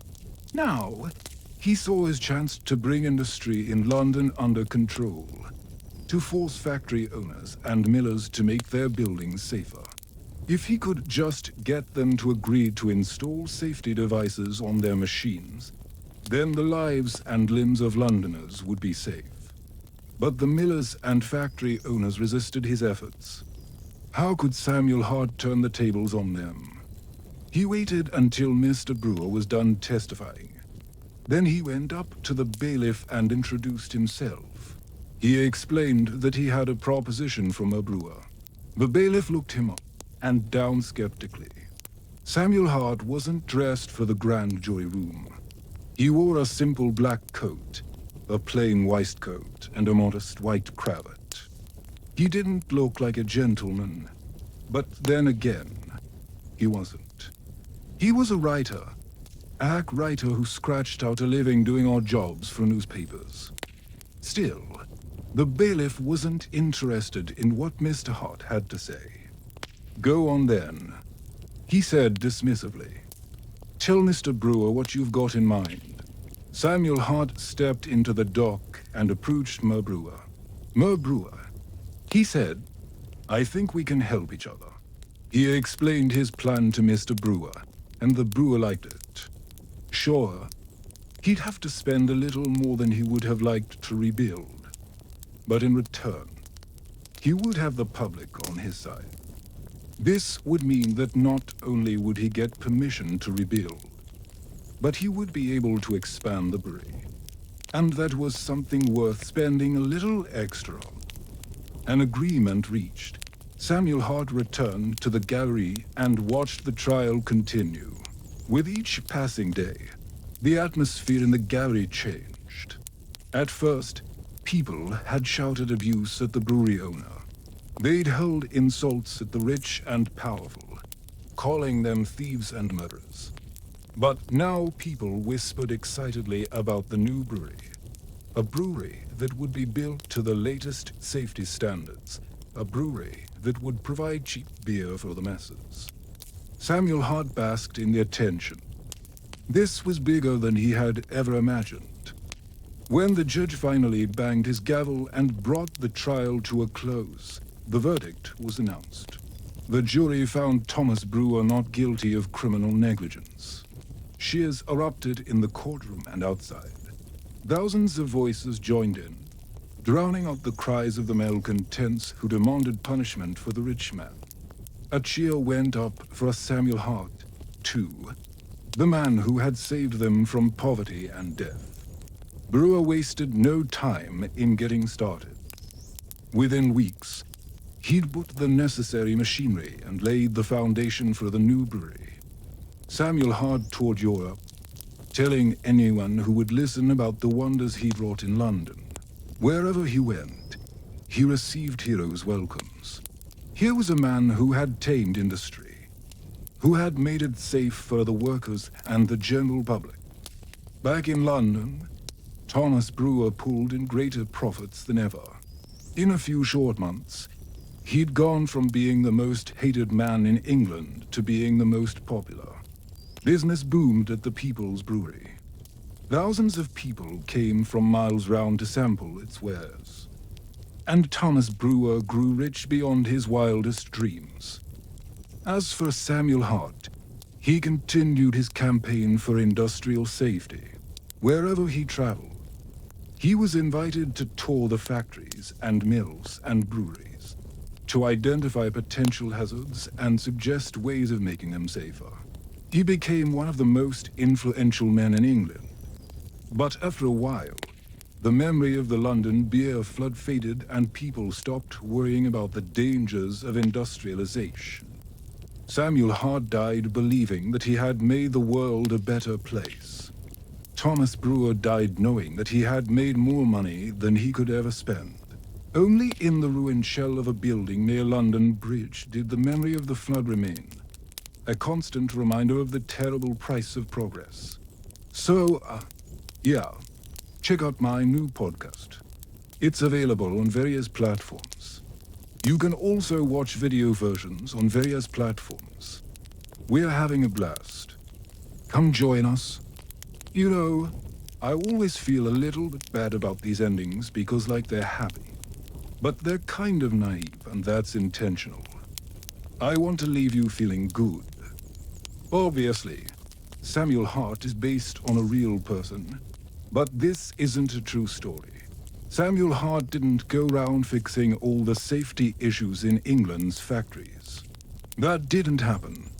You know, they actually had to fight for those rights. They had to continue fighting for decades to improve working conditions. And it's still not perfect, right? Like there's still things that need to be done.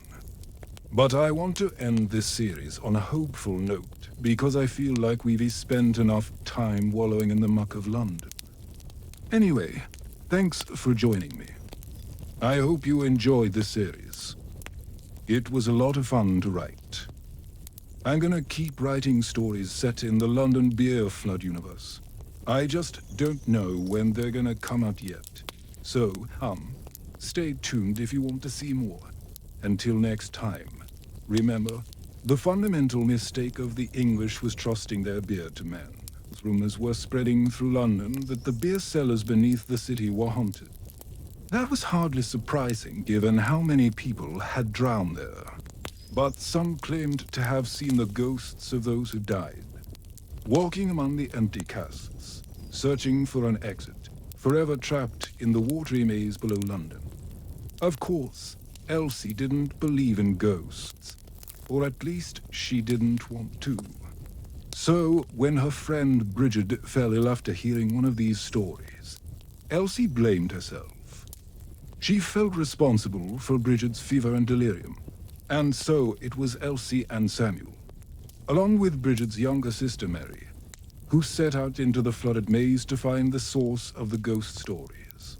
Now, we've got to point out that if you find yourself exploring flooded tunnels, this is not a good idea. It is dark and dangerous, and you can't see any of the debris that might be lying about. But I suppose if you have to, well, here are some tips. Firstly, you need to bring light. Secondly, bring a buddy. Thirdly, don't panic. Stay calm and think clearly. Try to keep your emotions in check. Yeah, but don't forget to have fun too. Now, let's go back to our story. Elsie, Samuel and Mary descended into the darkness of the cellar and waded through the waist-high water. Round them, rows upon rows of empty casks loomed like silent sentinels, each one a hollowed-out reminder of the flood's devastation. In the dim glow of their lanterns, the murky water seemed to writhe and twist, taking on a life of its own. They moved deeper into the labyrinth, the stench of stale waste and stagnant water heavy in the air. And then they saw it, something that made their hearts skip a beat. A faint, ethereal glow emanated from behind a row of casks at the end of the tunnel. As they drew closer, the glow intensified, revealing a small opening concealed by the casks. With a sense of trepidation and excitement, they pushed aside the casks and stepped through the opening. This led them to a small, cramped chamber. In the center stood a weathered wooden barrel filled with what looked like glowing embers. The air within the chamber was still and heavy, as though the very space was holding its breath. As they cautiously approached the barrel, the glow seemed to intensify, casting dancing shadows on the chamber walls. Samuel, ever the pragmatist, was the first to break the silence. "It's probably just a fire," he said, his voice echoing in the confined space. But Elsie couldn't shake off the feeling that there was more to this mysterious barrel than met the eye. As she reached out to touch it, the barrel suddenly began to glow brighter, bathing the chamber in an otherworldly light. Startled, Elsie pulled away, her hand instinctively going to the crucifix round her neck. From the corner of her eye, she saw Bridget stir. The glow from the barrel seemed to be affecting her, making her skin ashen and her breathing shallow. "Bridget," Elsie cried, rushing to her friend's side. Fear nodded her. Was this ghost story true? Was Bridget in danger? As if in response to Elsie's plea, the glow from the barrel began to subside, revealing a sight that left them all speechless. The barrel was now empty, the glowing embers replaced by a pile of damp ashes. The sudden disappearance of the glowing embers left the chamber in an eerie silence. Elsie, shaken but resolute, knelt beside Bridget, who was still unconscious. She gently shook her friend, whispering urgently, "Wake up, Bridget. You need to wake up." Bridget stirred, her eyes fluttering open. She looked at Elsie, a dazed expression on her face before collapsing again, this time in a dead faint. "She's burning up," Elsie cried, panic rising in her voice. "We need to get her out of here." With renewed urgency, they helped Bridget to her feet.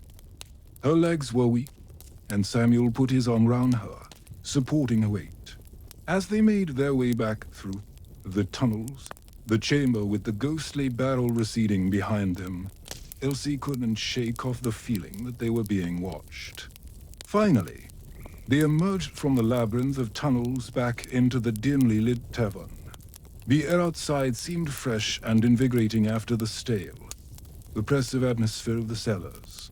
Carefully lowering Bridget onto a chair, Elsie rushed to fetch some water from a nearby barrel. Kneeling beside her friend, she dipped a cloth into the water and applied it to Bridget's forehead. Bridget moaned softly, her body flushed and her skin damp with sweat. "Bridget," Elsie whispered, her voice filled with concern. "Can you hear me?" Bridget's eyelids fluttered, and after what felt like an eternity, she opened her eyes. She looked at Elsie, a weak smile gracing her lips. "Thank you, Elsie," she whispered. "I feel so much better now." Bridget's recovery was slow, but with Elsie's devoted care, she gradually regained her strength. However, the experience left an indelible mark on them both. Each time Elsie ventured into the flooded cellars, she couldn't help but feel a sense of unease, wondering if the ghostly apparition would appear again. The memory of that haunting glow and the encounter with the unseen presence lingered in her thoughts. Then, one evening, as the sun cast long shadows across the city, Elsie decided to confront her fears head-on. She returned to the flooded cellars, determined to uncover the truth behind the ghostly apparition. Armed with a lantern and a newfound sense of courage, she navigated the labyrinth of tunnels, her heart pounding in her chest. As she rounded a corner, she saw it, the faint glow emanating from behind a row of casks. Her breath quickened. Could it be the ghost of Bridget, come to guide her? With trembling hands, she pushed aside the casks, revealing a small opening. Behind it, the glow beckoned her forward. Stepping through the opening, she found herself in the same small chamber where she had encountered the ghostly apparition before. The air was still and heavy, and the barrel stood silently in the center. Hesitantly, she approached the barrel, her lantern casting dancing shadows on the chamber walls. As she reached out to touch it, the barrel began to glow, and Elsie gasped. Suddenly, the glow intensified, enveloping the chamber in a warm, inviting light. And as quickly as it started, it stopped. The barrel stood dark and lifeless once more. But it was what happened next that truly astonished her. From the depths of the barrel, a small, weathered diary emerged, its pages brittle with age. Elsie carefully lifted the diary, its worn leather cover smooth under her fingertips. With trembling hands, she opened it, and as she did, the first words leaped out at her, Bridget's story. As she delved deeper into the diary, each page revealed another piece of the puzzle. She learned of Bridget's secret life before she came to the tavern, of her hopes, dreams, and fears. And then she stumbled upon an entry that made her heart sink. In a shaky, uneven hand, Bridget had written about the ghostly apparition in the barrel, describing the strange glow and the overwhelming sense of peace she had felt in its presence. But it wasn't just a ghost. Bridget had discovered a hidden tunnel, a passageway that led to a long-forgotten part of the city. And as Elsie read on, she realized that Bridget had embarked on a journey through these tunnels. A journey that had ended tragically with Bridget becoming trapped and eventually succumbing to the flood war. Thus, overwhelmed with a mixture of sadness and determination, Elsie continued her exploration. Following the clues from Bridget's diary, she discovered a secret passage concealed behind a bookshelf in the tavern. The passage led to a network of tunnels that lay beneath the bustling city. With each step, she felt Bridget's presence guiding her, urging her to keep going. Finally, she arrived at a large cavern. In the center stood a majestic oak tree, its branches reaching towards the vaulted ceiling. And beneath the tree was a small cottage, its windows glowing with a warm, inviting light. As she approached the cottage, the door opened and a woman stepped out. Her face was kind and her eyes twinkled with warmth. "Bridget," Elsie whispered, tears of joy streaming down her face. Bridget smiled, her face lighting up with happiness. "Elsie, you found me," she said, her voice filled with emotion. "I knew you would." Elsie rushed forward and embraced her friend, the years of worry and fear melting away. As they stood there hugging, Elsie knew that their bond of friendship had been forged in the fires of adversity, strengthened by their shared experiences and the unwavering support they had for each other. They had faced the darkness together and emerged even closer than before. And so, amidst the ruins of London, beneath the weight of the past, their spirits soared. The ghosts of London's flood may have haunted the city, but their story was one of resilience, courage, and most importantly, friendship. All right, we're back in the tavern, everybody. So grab yourself a nice cold glass of beer or perhaps some tea if that is your preference, and let us get into this story. Now, the last episode we left off with the whole town of London stinking to high heaven. People were complaining about the smell from the river. This was the time period where they had not yet invented indoor plumbing. So waste would just go out the window and into the street and into the river. And what happened was there was an exceptionally warm summer and it just sort of fermented and people were up to their noses in poop water. But that wasn't the only thing wrong. You see, it turns out that beneath the surface of the water, things were even worse because you could drink the water. But the moment you did, you ran a very real risk of dying of cholera. And this is right round the time when they discovered that cholera was being spread through poop. We now know that cholera is spread through contaminated water. But back then they didn't know that. So what they thought was happening was that this stuff was coming out of the ground, you know, from these springs up here. And it was somehow being transferred into the groundwater, then eventually into the Thames. Fact, people thought it was so bad that there was a guy who wrote a pamphlet called Londoness, last, or the Thames and its tributaries, and he said that, quote, "The use of the river, its waters impregnated with animal and vegetable putridity, has become a nuisance, a scourge, a punishment. And that for bathing, washing clothes, watering gardens, filling fish ponds, brewing beer and other domestic purposes." And really, his complaint was not even about cholera. It was more about how dirty it was, how smelly it was. But it's kind of interesting to note that he does bring up cholera, and he says, "Well, look, I don't think it comes from the springs, which I think are clean. Instead, it probably comes from the sewers, where the very air grows so corrupted that many people have been known to fall down dead. Now, we do know that the sewers were absolutely filthy. They weren't maintained. People threw all sorts of stuff in there. It was not uncommon for them to throw dead animals down there, and sometimes human bodies. There was one guy who drowned in the sewer, and they found a silver lining to that cloud because they were able to use the body to block up a hole in the sewer. So, yeah, they were pretty gross. But the question was, how much were they contributing to cholera? And it was something that was still up in the air. But nevertheless, when people began dying, people started to blame the beer.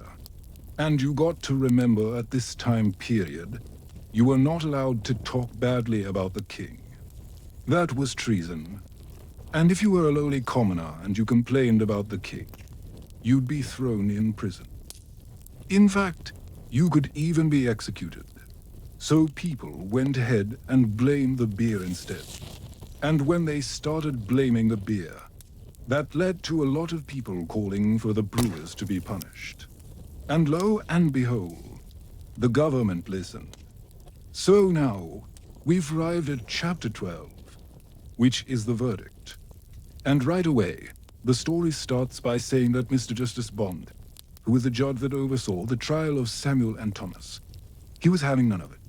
He said, "There shall be no bill of indictment against Samuel and Thomas, nor any other person, nor any person at all shall be sent to prison upon the representation of the coroner."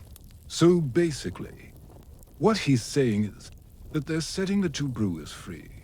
And what happened is that when this news broke, the townspeople were absolutely apoplectic.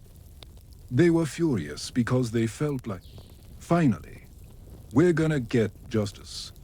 These guys killed over 1,000 of our friends and neighbors. Surely, they must pay the ultimate price. But instead, the judge just set them free and sent them on their merry way. And the townspeople were so angry that the magistrate and the judge were both forced to flee London for fear that they would be lynched. And on top of that, Samuel decided that he was not going to sit idly by while people thought that he was a murderer. So he wrote up this little pamphlet, and it was titled "The Tide Beneath Tottenham Court," or London's Last, a poem.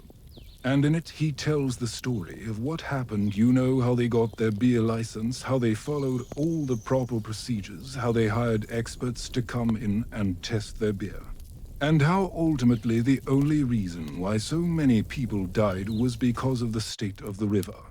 And in the pamphlet, he writes, "They drink the tide, unboiled and tested, and unsifted fine, and wonder why so fatal to their peace of mind. For Thames and Washen runs a murdering stream, and spreads disease and death on every dream."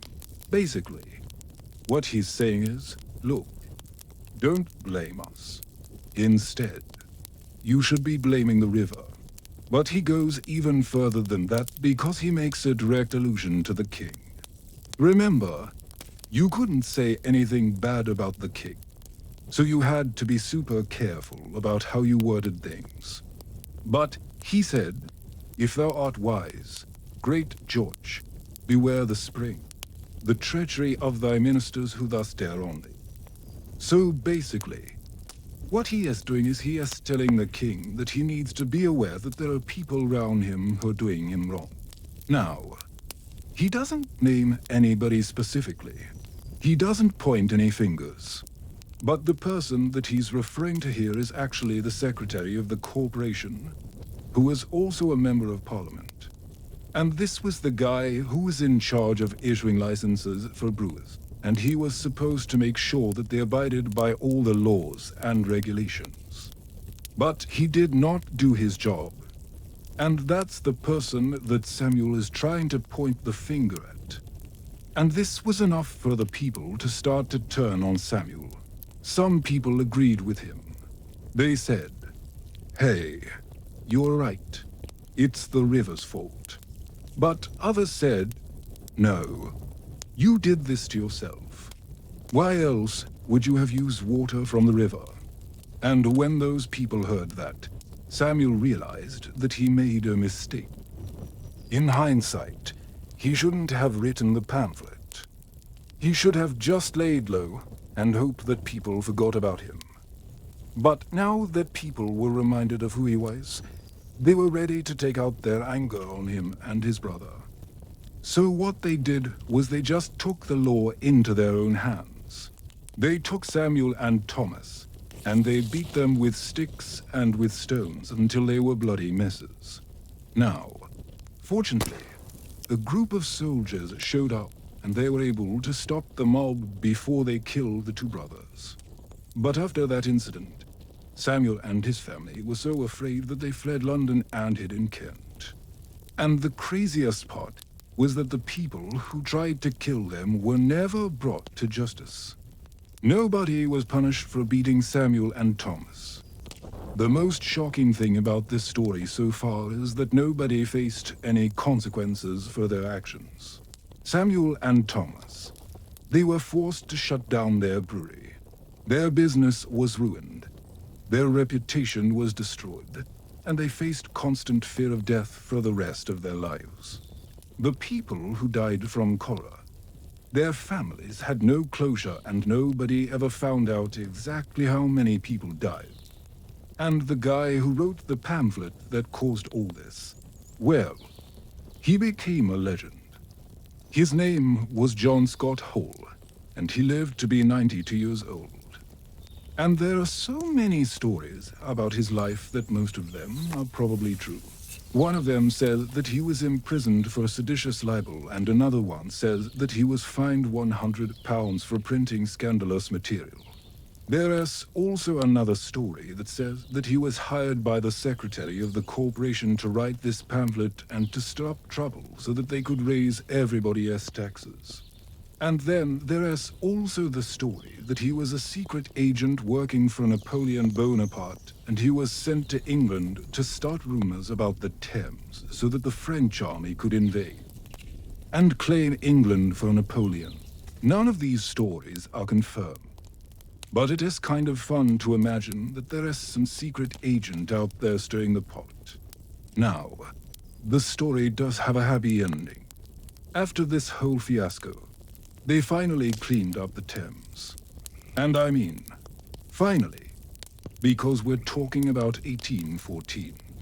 This is right round the time when Joseph Bazalgette and the Metropolitan Board of Works came in and they designed a brand new sewage system for the City of London. Now, I say that it has a happy ending. I guess I should say that it has a less horrible ending because, thousands of people still died. But at least they cleaned the river. Anyway, thank you so much for watching. I hope you enjoyed this episode. Years later, Elsie had become a teacher, teaching young children their letters and numbers in a small schoolhouse on the outskirts of town. She was well liked by her pupils and respected by her peers, though some of them thought she was a bit too intense about the whole thing.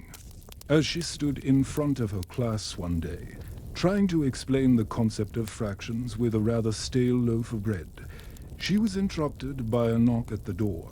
She excused herself and went to answer it, leaving her students in the care of her teaching assistant, a young woman named Beatrice who had dreams of becoming a famous actress one day.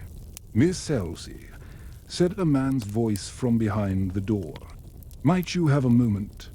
Elsie opened the door to find a middle-aged man standing before her, dressed in a fine suit and holding an umbrella. Despite the fact that it wasn't raining, Elsie couldn't help but be taken aback by his good looks. "I'm sorry," she said. "I don't know who you are." Forgive me," he said, smiling charmingly. "I do apologize for startling you. My name is Mr. Archibald Grimley, and I am here to ask you for your autograph." Elsie blinked in surprise. "My autograph," she said. "Why would you want my autograph?" "Because," said Mr. Grimley, "you are Elsie Key." "What's your name again?" "Beamish," said Elsie. "Yes, Beamish, the hero of the hour," said Mr. Grimley. "You saved this town from destruction and possibly the entire country from ruin.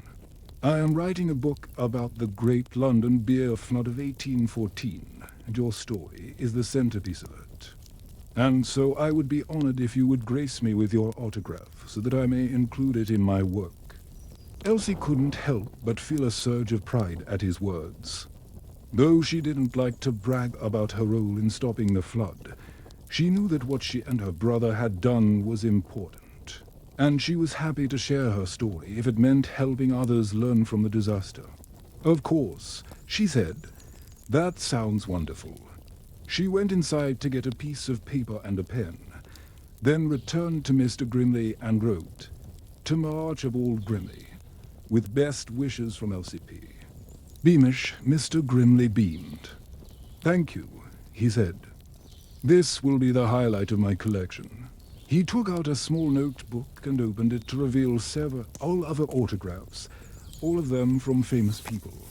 "Would you mind terribly if I also took a photograph of you?" he asked. "A photograph," said Elsie, confused. "You see," said Mr. Grimley, "there is a new invention, a device that can capture the likeness of a person onto a plate, like a painting without the brushstrokes. Would you allow me to take one of you?" Elsie hesitated.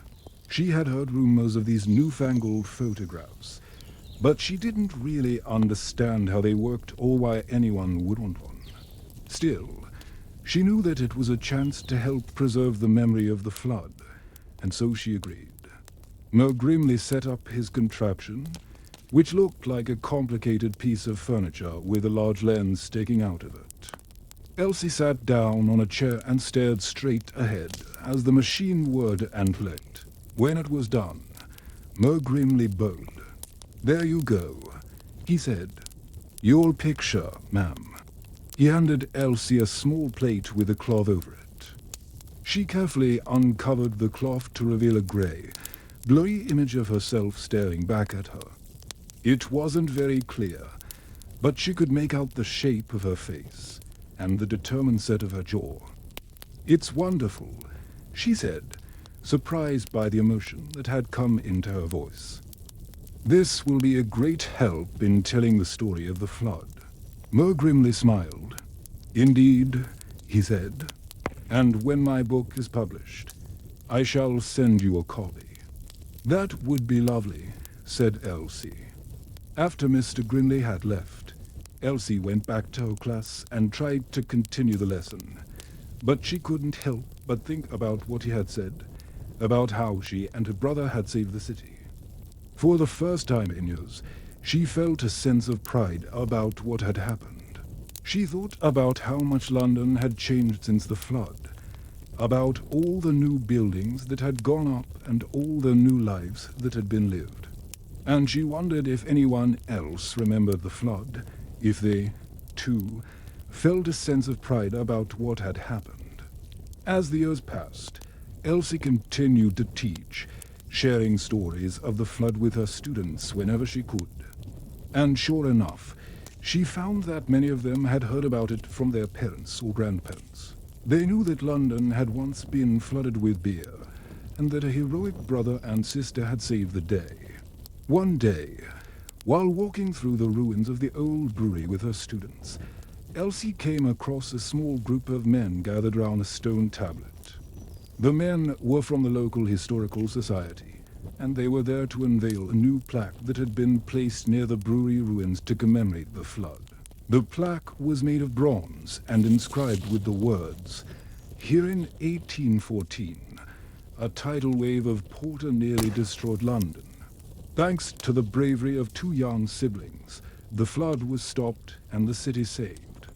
Elsie's heart swelled with emotion as she read the words aloud to her students.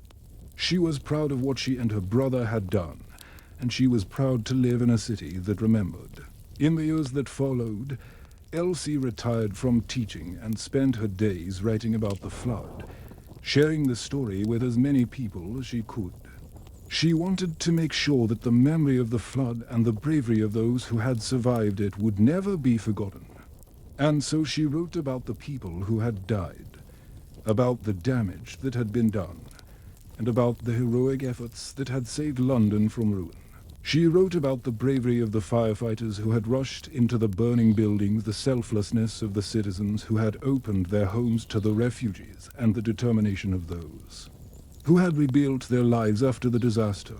Elsie's writings became popular, and soon she was receiving invitations to speak about the flood at schools, libraries, and historical societies all over the country.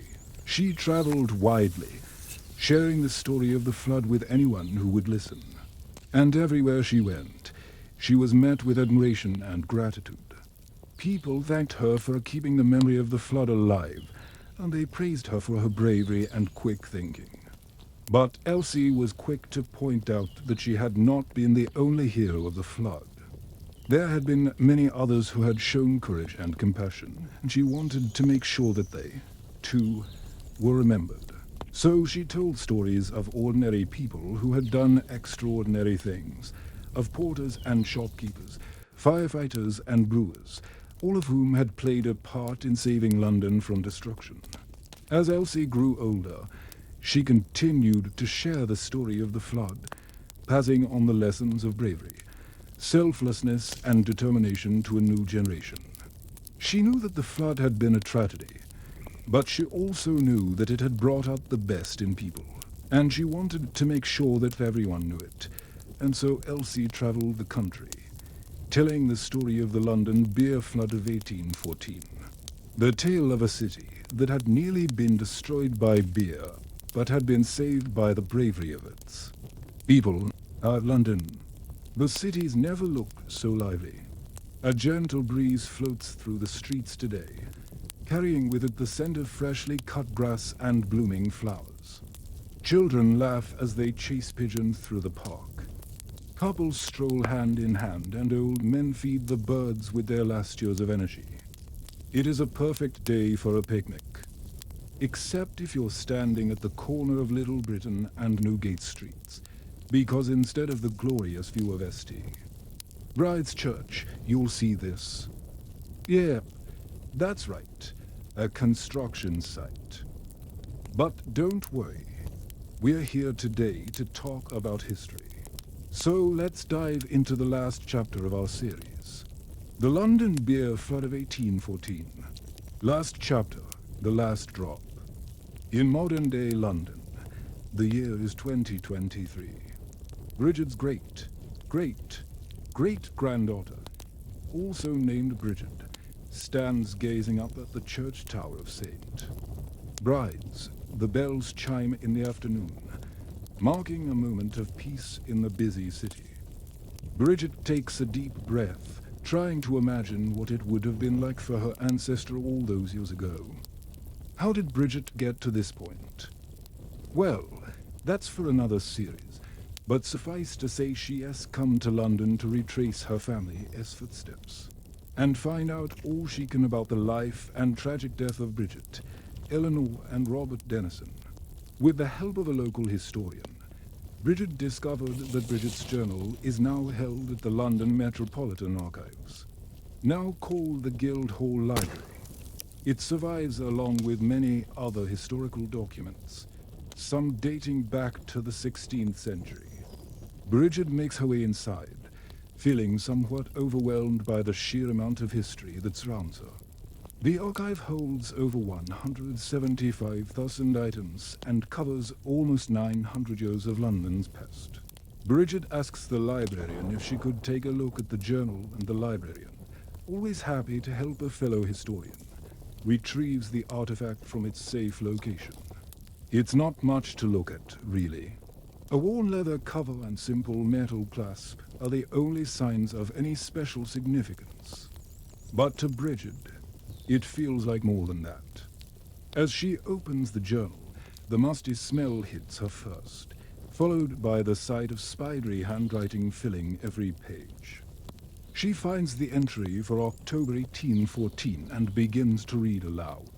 Dear Diary, the weather was mild, and fine this morning when Mr. D and I set out on our walk to Islington. We took the new road, commonly called the City Road, which passes by Newgate and then by the entrance to the prison of the same name. Here we stopped to watch the prisoners being marched out to work. There were many of them, all chained together. I watched with interest as they passed, hoping to catch a glimpse of Eleanor Dennison, who has been incarcerated for the crime of highway robbery. I know not how long she has been locked up or what her story is, but I feel great pity for her. I pray that God will have mercy on her soul. We continued on our way until we reached the top of the hill at the horseshoe. From here, we could see the whole of London spread out before us like a map. Meux pointed out various landmarks, and I did my best to memorize them so that should I ever be lost in London, I might find my way home again. We descended the hill and made our way to the Barley Mow, an ale-house of good reputation. There we sat in the garden and partook of a few tankards of beer whilst the children played. Later, as we strolled home, we passed the house of the Duke of York in Great Britain. The windows were open, and we could hear the sound of music coming from within. Ah, what a glorious life the royal family must lead. No worries or troubles to burden them, only pleasure and merriment. October 1814. Monday. I awoke early this morning and crept out of bed so as not to disturb the household. I slipped on my shawl and bonnet and stole out of the house. The morning was dark and misty, and I walked slowly, taking in the sights and sounds of London as it stirred from its sleep. I passed by the prison at Newgate and could not help but shiver as I remembered the plight of Eleanor Dennison, whose fate I do not know. Oh, God, grant her peace.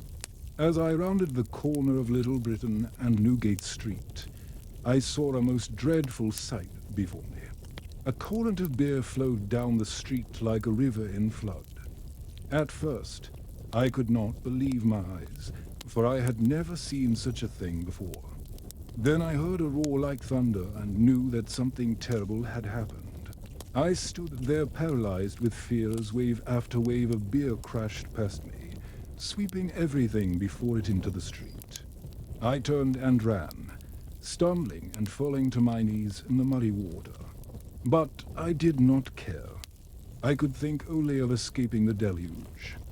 I have since learned that a great vat of beer in the brewery on the corner of Little Britain and Newgate Street had burst, releasing a tidal wave of ale that surged through the narrow streets, drowning all in its path. The force of the liquid was so strong that it knocked down houses and killed several people.